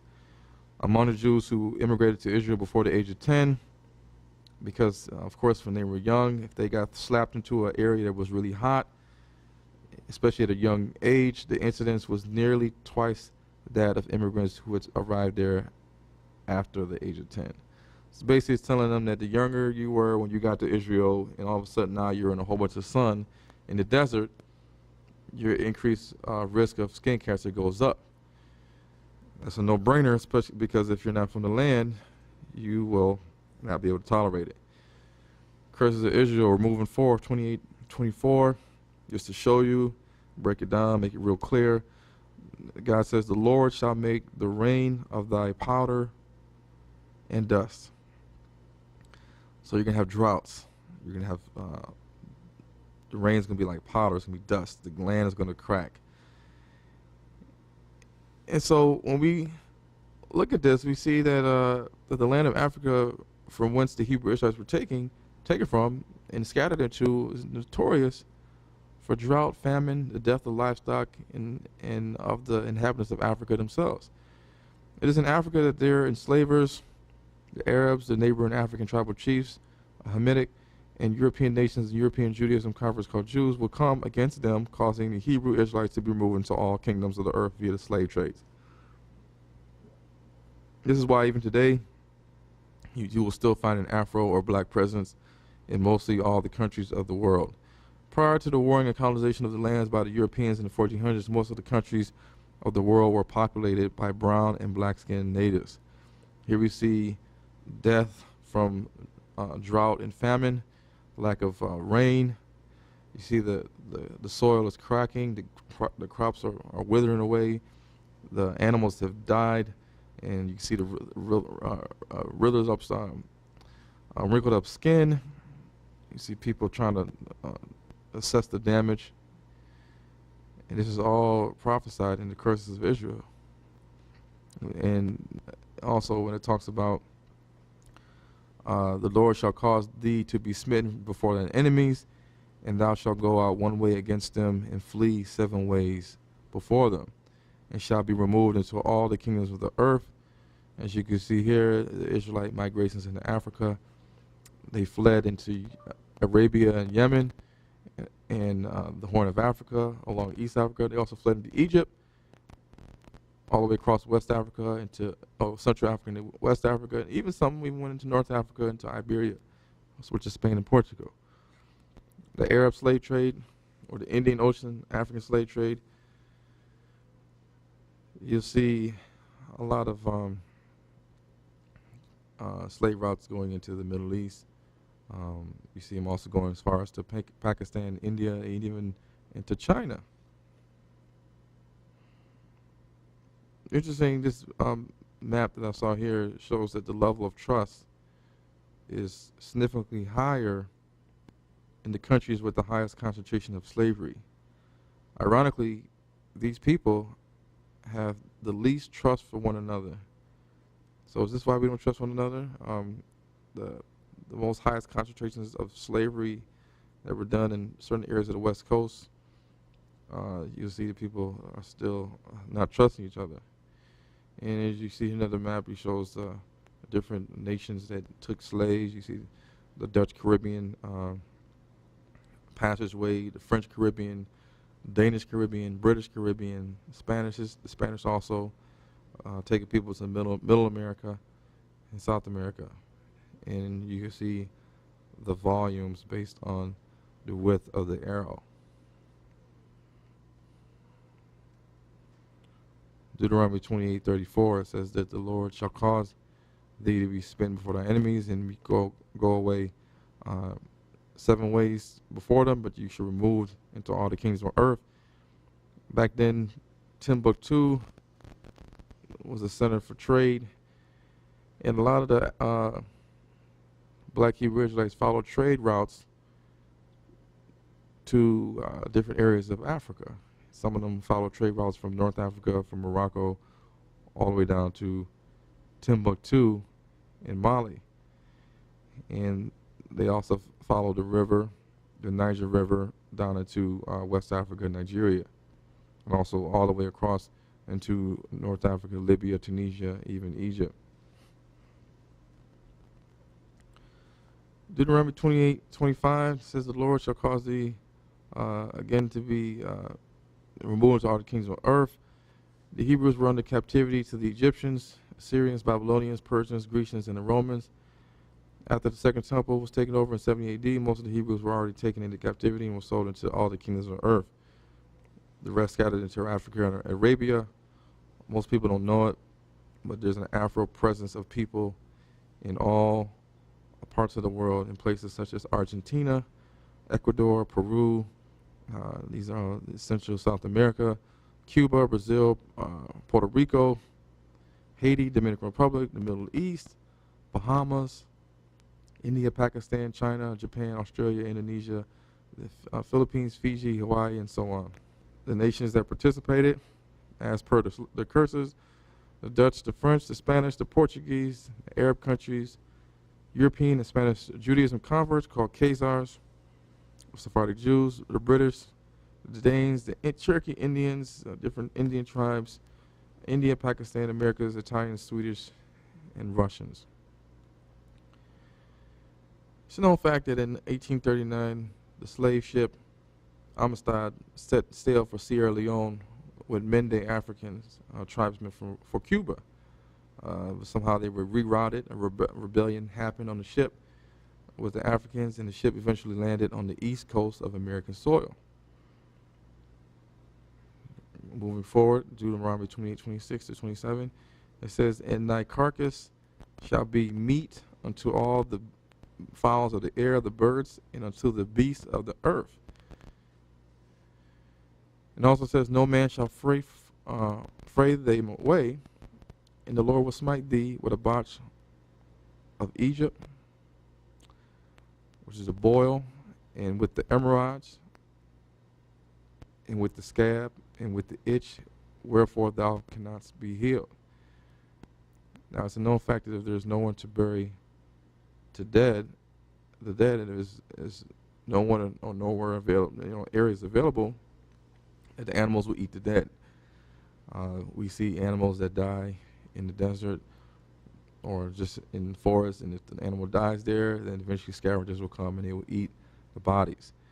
This is a known fact seen with scavenger animals like vultures and hyenas.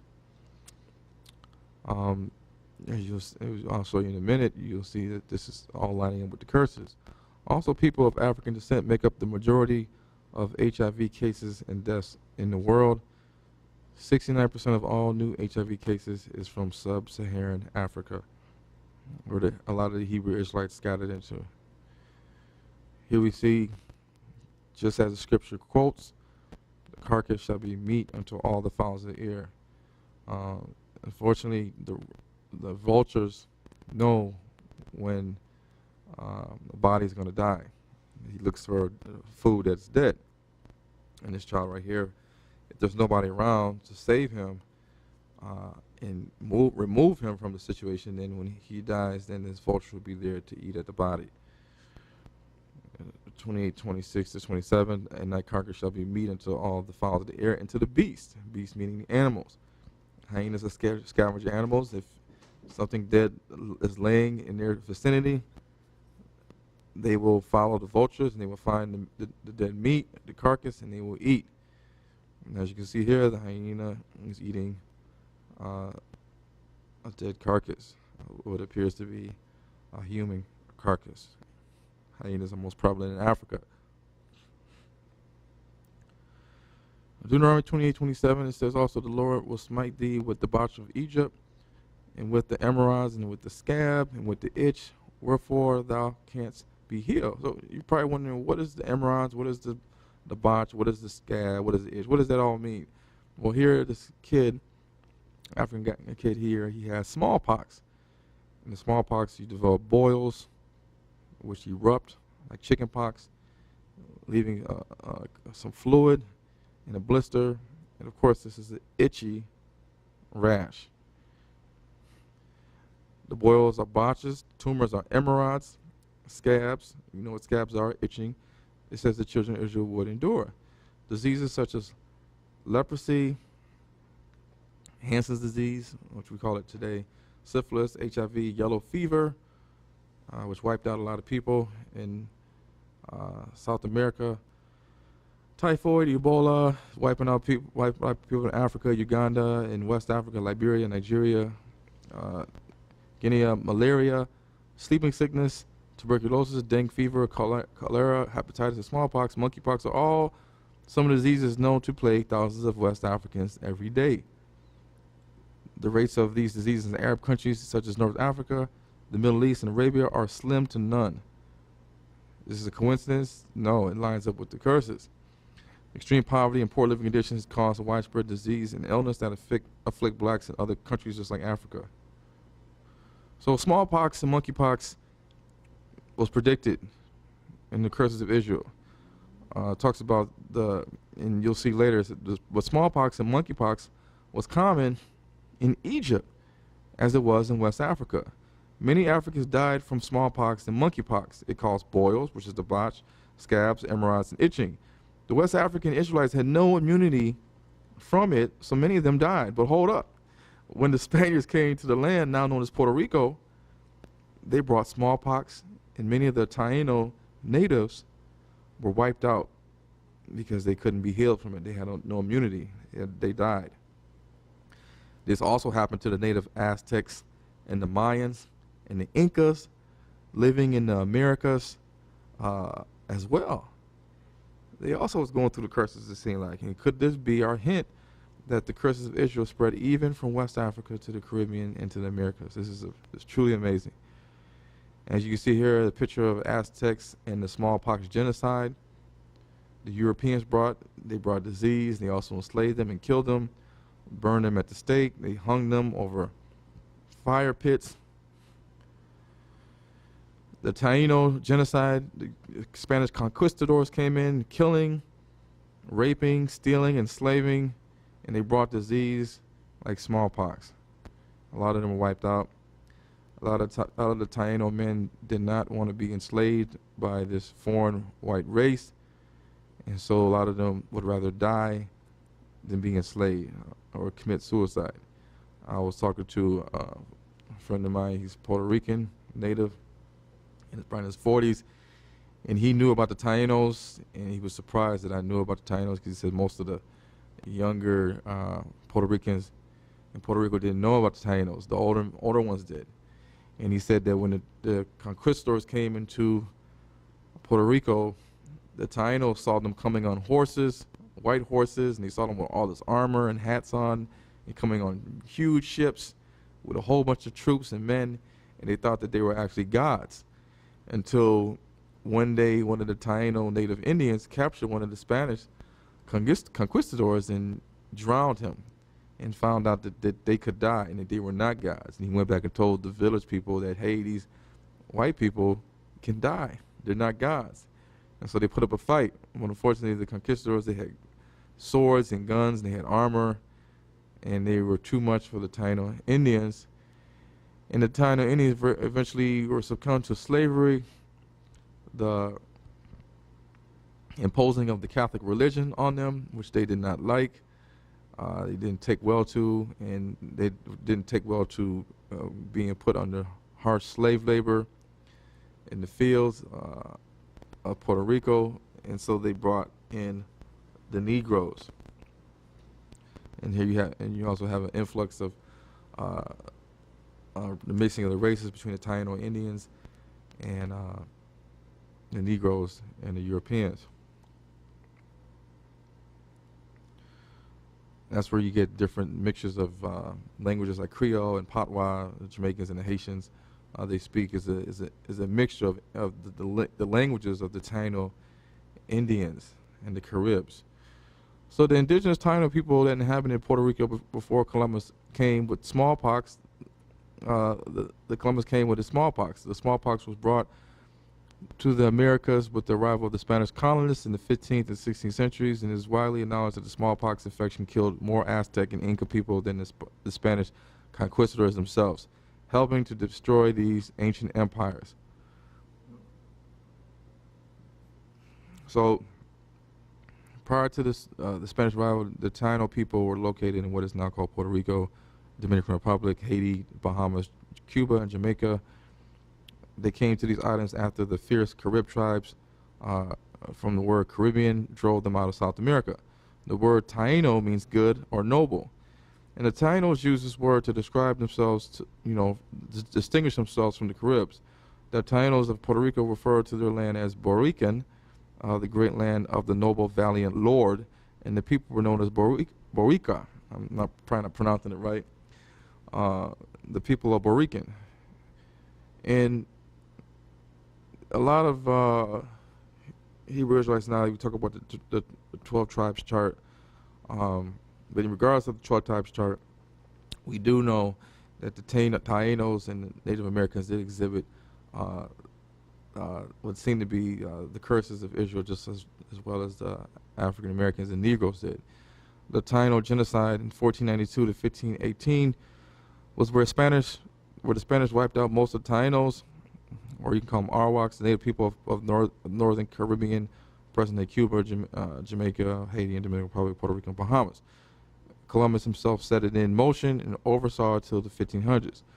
According to one estimate, genocide and disease wiped out 3 million of the 3.5 million Tainos, which is like 85%.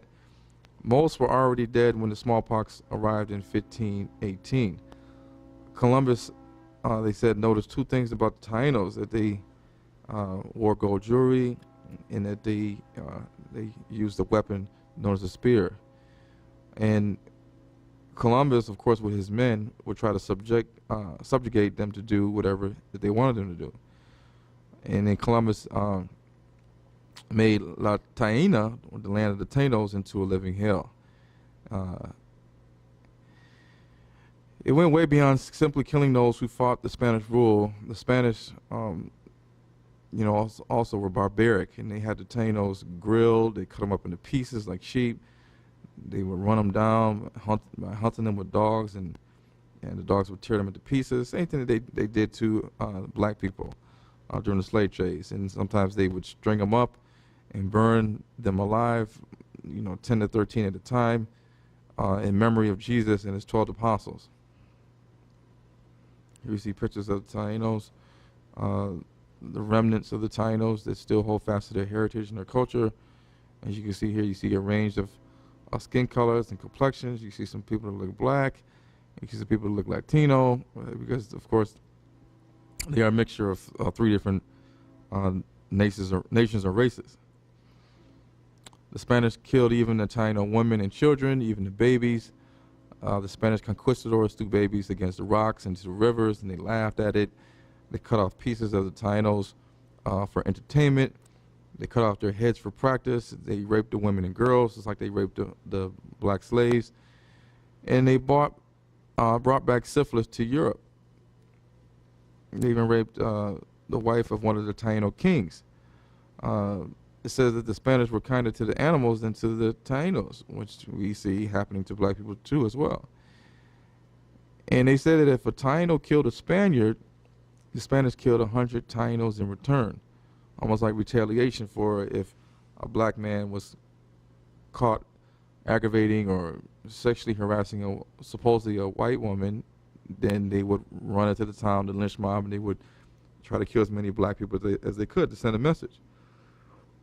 So they killed the Tainos by the thousands, even those who brought them food and gifts, and they killed half the people of the kingdom of Maguana outright.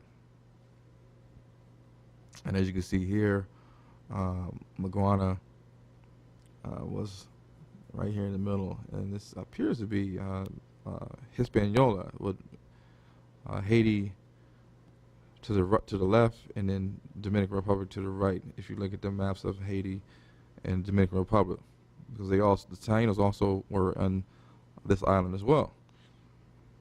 So as we're talking about disease still, we see that ironically in West Africa, the sleeping sickness bug, the tsetse fly, is mostly predominantly in West Africa, or you can call it Upper and Lower Guinea, or Sudan, Soudan.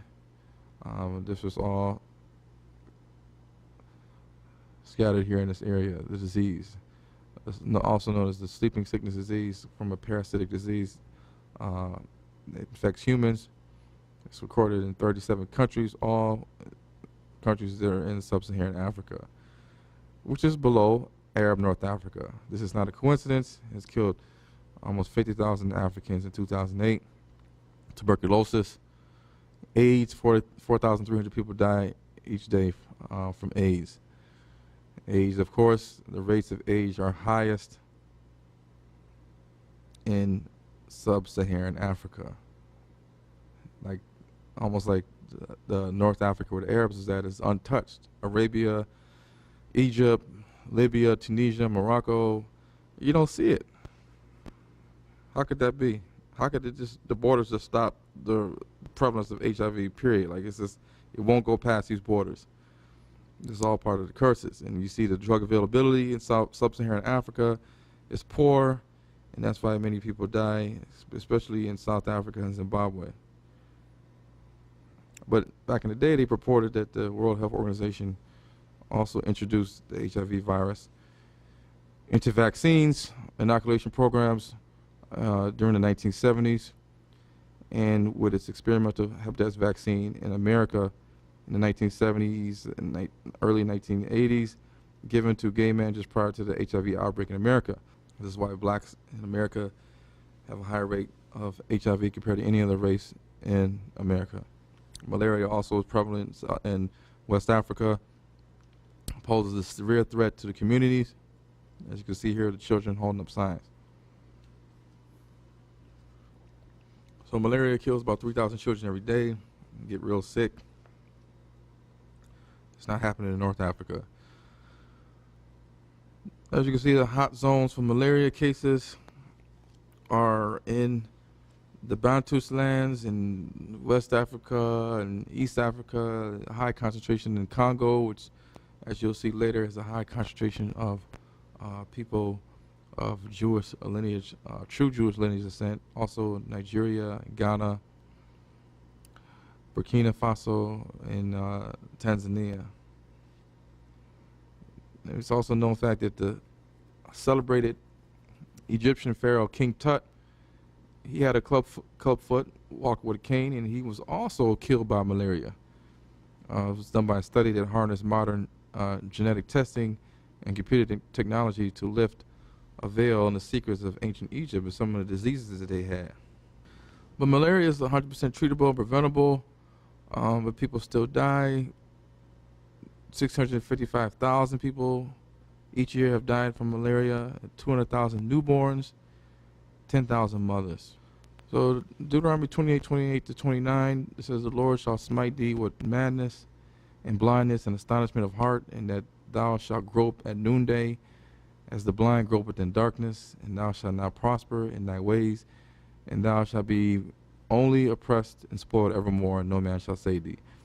Blacks living all over the world, descendants of slaves, are still mad and utterly astonished as to how we are treated every day in and out of America, despite supposedly living in the land of the free, where all men are created equal. The racism, discrimination, treatment blacks receive from other races simply because of the color of our skin is far exhibited to no other race, no other brown race than people of African descent.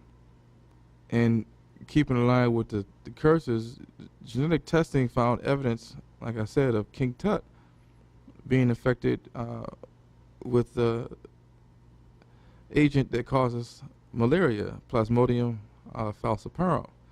It's a parasite that causes the deadly malaria, which affects West Africa, Central Africa, and the Bantus lands, the majority of the places in Africa where the ancient Hebrew Israelites were scattered, and from this area is where black people were taken as slaves. And ironically, in Deuteronomy 28:60, when we get to it, you'll see that the scripture says, "Moreover, he will bring upon thee all the diseases of Egypt, which thou was afraid of, and they shall cleave unto thee." And so the Hebrews were afraid of the diseases of Egypt that fell upon them. Some of these diseases were smallpox, monkeypox, and malaria. And ironically, the people in West Africa, Central Africa, and the Bantus lands have been getting these diseases that the Egyptians had. This also lines up with the curses. So with the madness and astonishment, as it says in Deuteronomy 28, verses 28-29, you see that this madness and astonishment and all this stuff going on, it starts to affect your psyche, and it can affect the mental health of the black community in terms of depression and bipolar or mania, adjustment disorder, defiant disorder, ADHD, schizophrenia, schizoaffective psychosis. All these things can happen. It's too much for the brain. If the mind is weak, then things will follow, and then the psych doctor will get involved and start diagnosing you with different things. And also, this endpoint can lead to suicide. So, brown on brown crime we're astonished when we see black on black crime in America, and you see black people killing black people. You see also Latinos killing Latinos, different gangs. It also exists, like I said, in Latin America. It also exists in America. But one can only be astonished after seeing the bloodshed from our own people. The curses of Israel is coming to pass, where it's been going on. Hillary Clinton, the U.S. Secretary of State, at one point has said that Mexico is looking more and more like Colombia looked 20 years ago, where the narcotic traffickers control certain parts of the country. As you can see here, people in Latin America dying horrifically from guns and stab wounds. And as you can see, people are laid out on the road, being killed. This is mainly the same race killing each other. You don't see white people killing each other. You don't see Arabs in America killing each other. You don't see Jews killing each other. You don't see Indians killing each other in America. You don't see Afghanistan or Pakistani or Asians killing each other in America. You only see black people killing each other and Latinos killing each other. This has all been laid out in the curses, but we have been too blind to see this. And as you see here, the statistics for blacks, the murder rate per 100,000 people is very high. For blacks, it's smaller with Hispanics and very low for whites. And even though blacks we make up about 12 to maybe 13, 14% of the U.S. population, we commit on ourselves 32% of all rapes and 34% of all of assaults, over 50% of all robberies, black on black, and murders, over 50% or about 50% is most of the times done at the hands of another black person. And this is the truth. It's not racist. It's just all the truth. But this was all predicted. This was all prophesied in the Bible. The states with the ranking number of homicides per 100,000 people were Nebraska, but that's based on 100,000 people. It's not a lot of black people in Nebraska, and so they do the ranking based on percentage. But if you look at the total number of homicides, period, you will see that Michigan, or Detroit, Michigan, you'll see the Philadelphia, you'll see Louisiana, you'll see Chicago. They have high homicide rates of black people dying, as well as Missouri, St. Louis. And it's a common picture every day in America. You will see the morgue filling up with black people that have died from black on black crime. The trauma ERs are filled with black on black crime, stabs and shots and gun wounds. So the Israelites have been victims of slavery for almost their whole existence, from biblical times until now. Per the curses of Israel, this was supposed to be on the children of Israel's seed forever. I know this doesn't sound good, and most people don't want to hear that. That's, of course, if we didn't keep his commandments, we don't obey him, if we continue to be disobedient. So God is not a liar, and man and Satan, we know, lies all the time. Blacks and Latinos are up in the prison more than any other race in America, as we see here. And the blacks and Latinos are also the poorest races in America. This is just a fact. As you can see, and with that comes violence and dissatisfied and fed up people, especially when the people are being suppressed by a system that is racist and wants to keep us down. Deuteronomy 28:30, it says that thou shalt betroth a wife and another man shall lie with her. So does this sound like African slavery, the transatlantic and Arab slave trade, or the Holocaust? You do the math. Many African female slaves were taken by the white slave masters to be used for sex slaves and for breeding more slave children to work in the fields. During the Arab slave trade, 2 out of 3 of the slaves were usually women, primarily for sexual purposes in their large harems inside the palaces of the sheiks and sultans of many Middle Eastern countries. As you can see here, it's a common practice of the white slave masters and his family to rape the black slaves, whoever they chose. And they even had ads and pictures that showed white people seducing or raping black African women. They even showed how the hair is and how the Africans dress. And this German card right here indicated what delights awaited the white European sailor. On the first caption, other towns, the other woman, a German sailor kisses a black African woman in a romantic setting by the sea. Stereotypically portrayed with large, big red lips and seemingly naked, the black African woman reaches her arm over across his backside. So this is just like they're making mockery of the slave trades. Here we see another card, postcard that they have this this guy's jokingly touching a black Malagasy woman on her chin. And the caption in English reads, "Oh, how nice these little negresses are, and they are not at all shy." It's a subliminal message. And on another card, the same people, the two figures, the dark-skinned black Madagascar woman, she's fanning the white European officer, and the caption reads, "It's all the same with a little negress taking care of your needs and showing you favor. It doesn't matter what people say, these are good times in Madagascar." So if you do the research, you will see that a lot of black slaves were taken to Madagascar. And the Europeans came down there and they took advantage of the slaves, and they got the slaves to serve them, and they also raped them and intermixed with the slaves. And the woman right here, and maybe she's being forced to smile with pleasure, and the man exudes contentment as he smokes his pipe.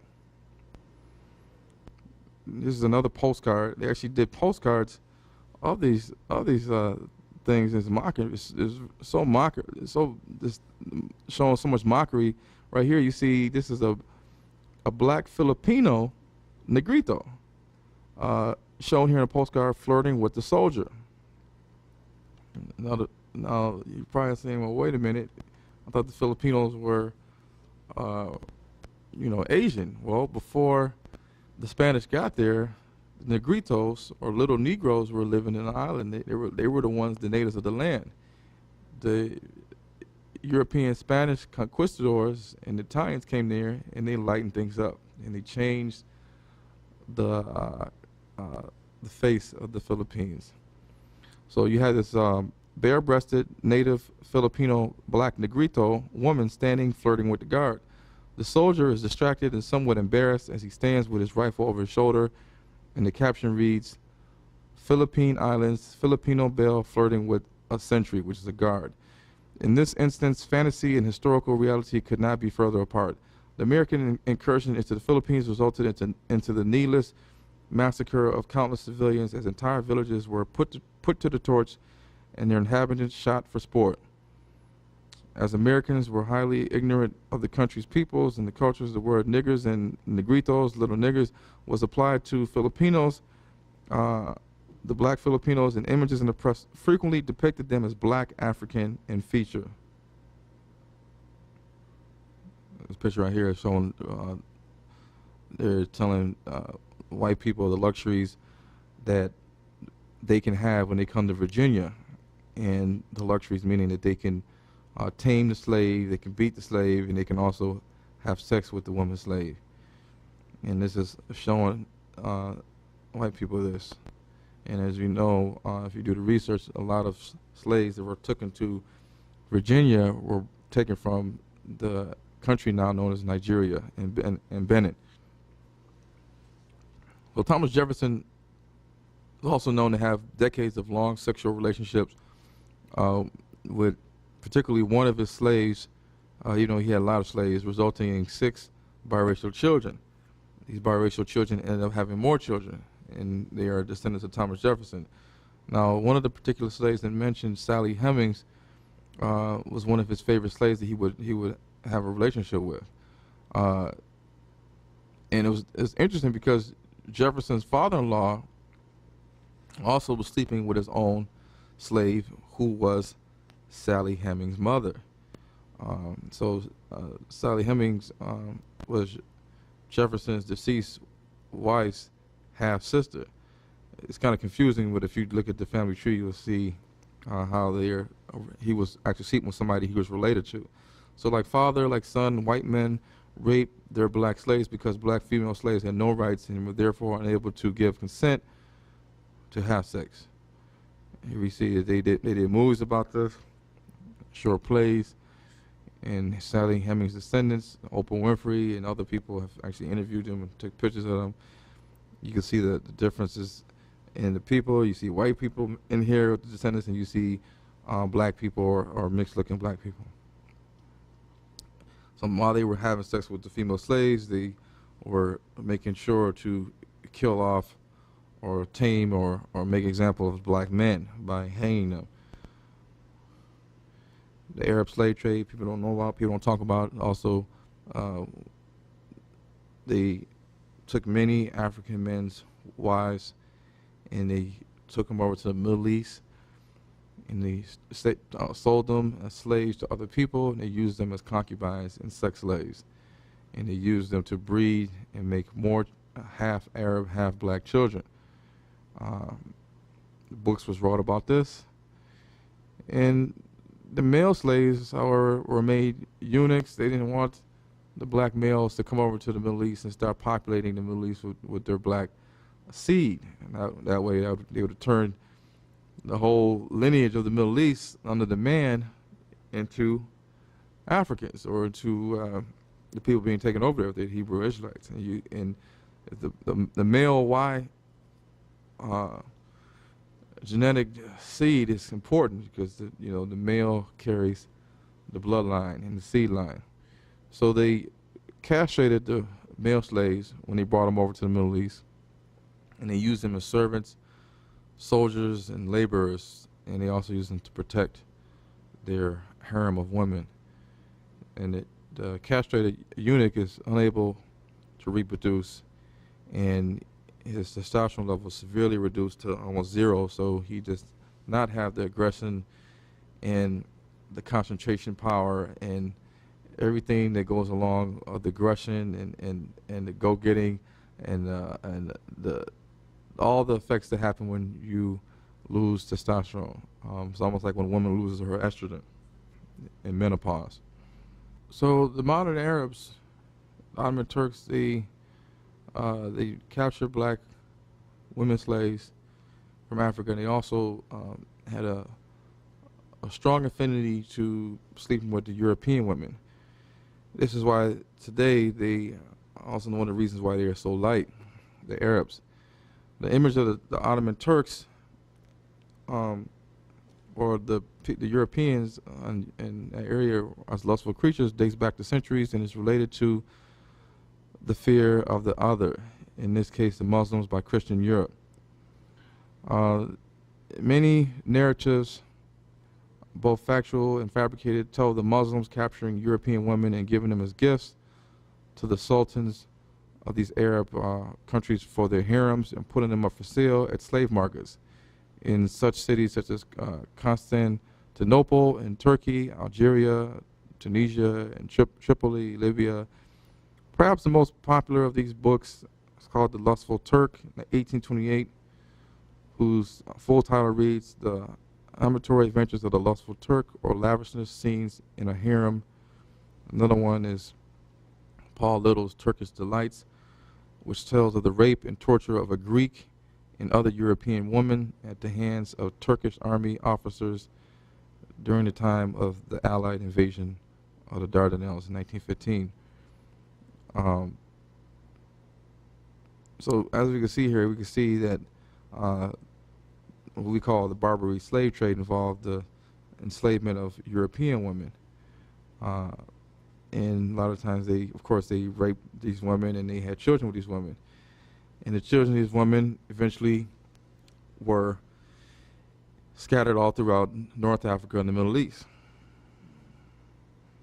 There's a movie called I Am Slave that depicts slavery by the Arabs over black people. They go into Africa and hot spots and they take black women and men, children, and usually keep them enslaved in their house, scattered all throughout the world, such places like the United Kingdom or Europe.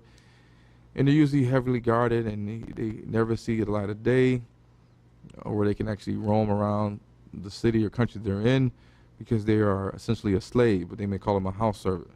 And a lot of times these women are sexually abused by the husbands and by the guards and the servants, the Arab people that work for them. 27 million black people are still owned as slaves in Muslim countries by Arabs, but nobody ever talks about that because they don't want you to know about that. So, realizing that Christianity was used as a tool to oppress black people, many black people who were the Israelites of the Bible converted to Islam. They believed that Christianity was the white man's religion and then Islam was the black man's religion, even though they didn't know about the Arab slave trade and how they were, many of the black people were born into Islam because they were raped. Their forefathers, their foremothers and grandmothers and great-grandmothers were raped by Arab men, and they had children, and this is why they were practicing Islam. So this created more confusion that is prevalent today. In the age of information, when black people should be rediscovering themselves, they have adopted an Arab culture instead. Despite over 1,000 years of enslavement by Muslim Arabs, nobody talks about that, but they talk about the effects of the transatlantic slave trade. So many people without knowledge of history have been led to believe slavery was exclusively committed by white people. But it's amazing how many blacks today do not know that for over 1,000 years, and even today, blacks in Africa are still slaves to the Arabs.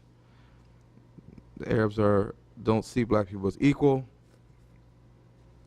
Black African from Gambia or Nigeria can't just go and say that I want to marry, say, an Egyptian Muslim woman or Lebanese or Palestinian or Iraqi woman. They're not going to just allow you to intermarry into that family. Even when Arab men talk to black women, they do it simply for sexual gratification, for sexual desires. They are never going to invite you to dinner with their family, with all their Arab families, and they're not going to invite you to an Arab wedding with a whole group of Arab people because you are like a slave to them, and they look down on Arabs marrying into African or black people. This is a common trend, even though there are some black people that are dating or get married an Arab person. Sometimes they usually are disowned from the family, especially women when they marry outside of their race, even if that person practices the same religion as them. So whether you're a Christian and you're trying to date a Chaldean, a Christian Iraqi, or you're a Muslim African American, you want to marry or date a Muslim Iraqi or Palestinian or Lebanese or Egyptian, they are totally against it. But the Quran says that all men are equal, but in the sense of marriage and race and skin color, we are not equal.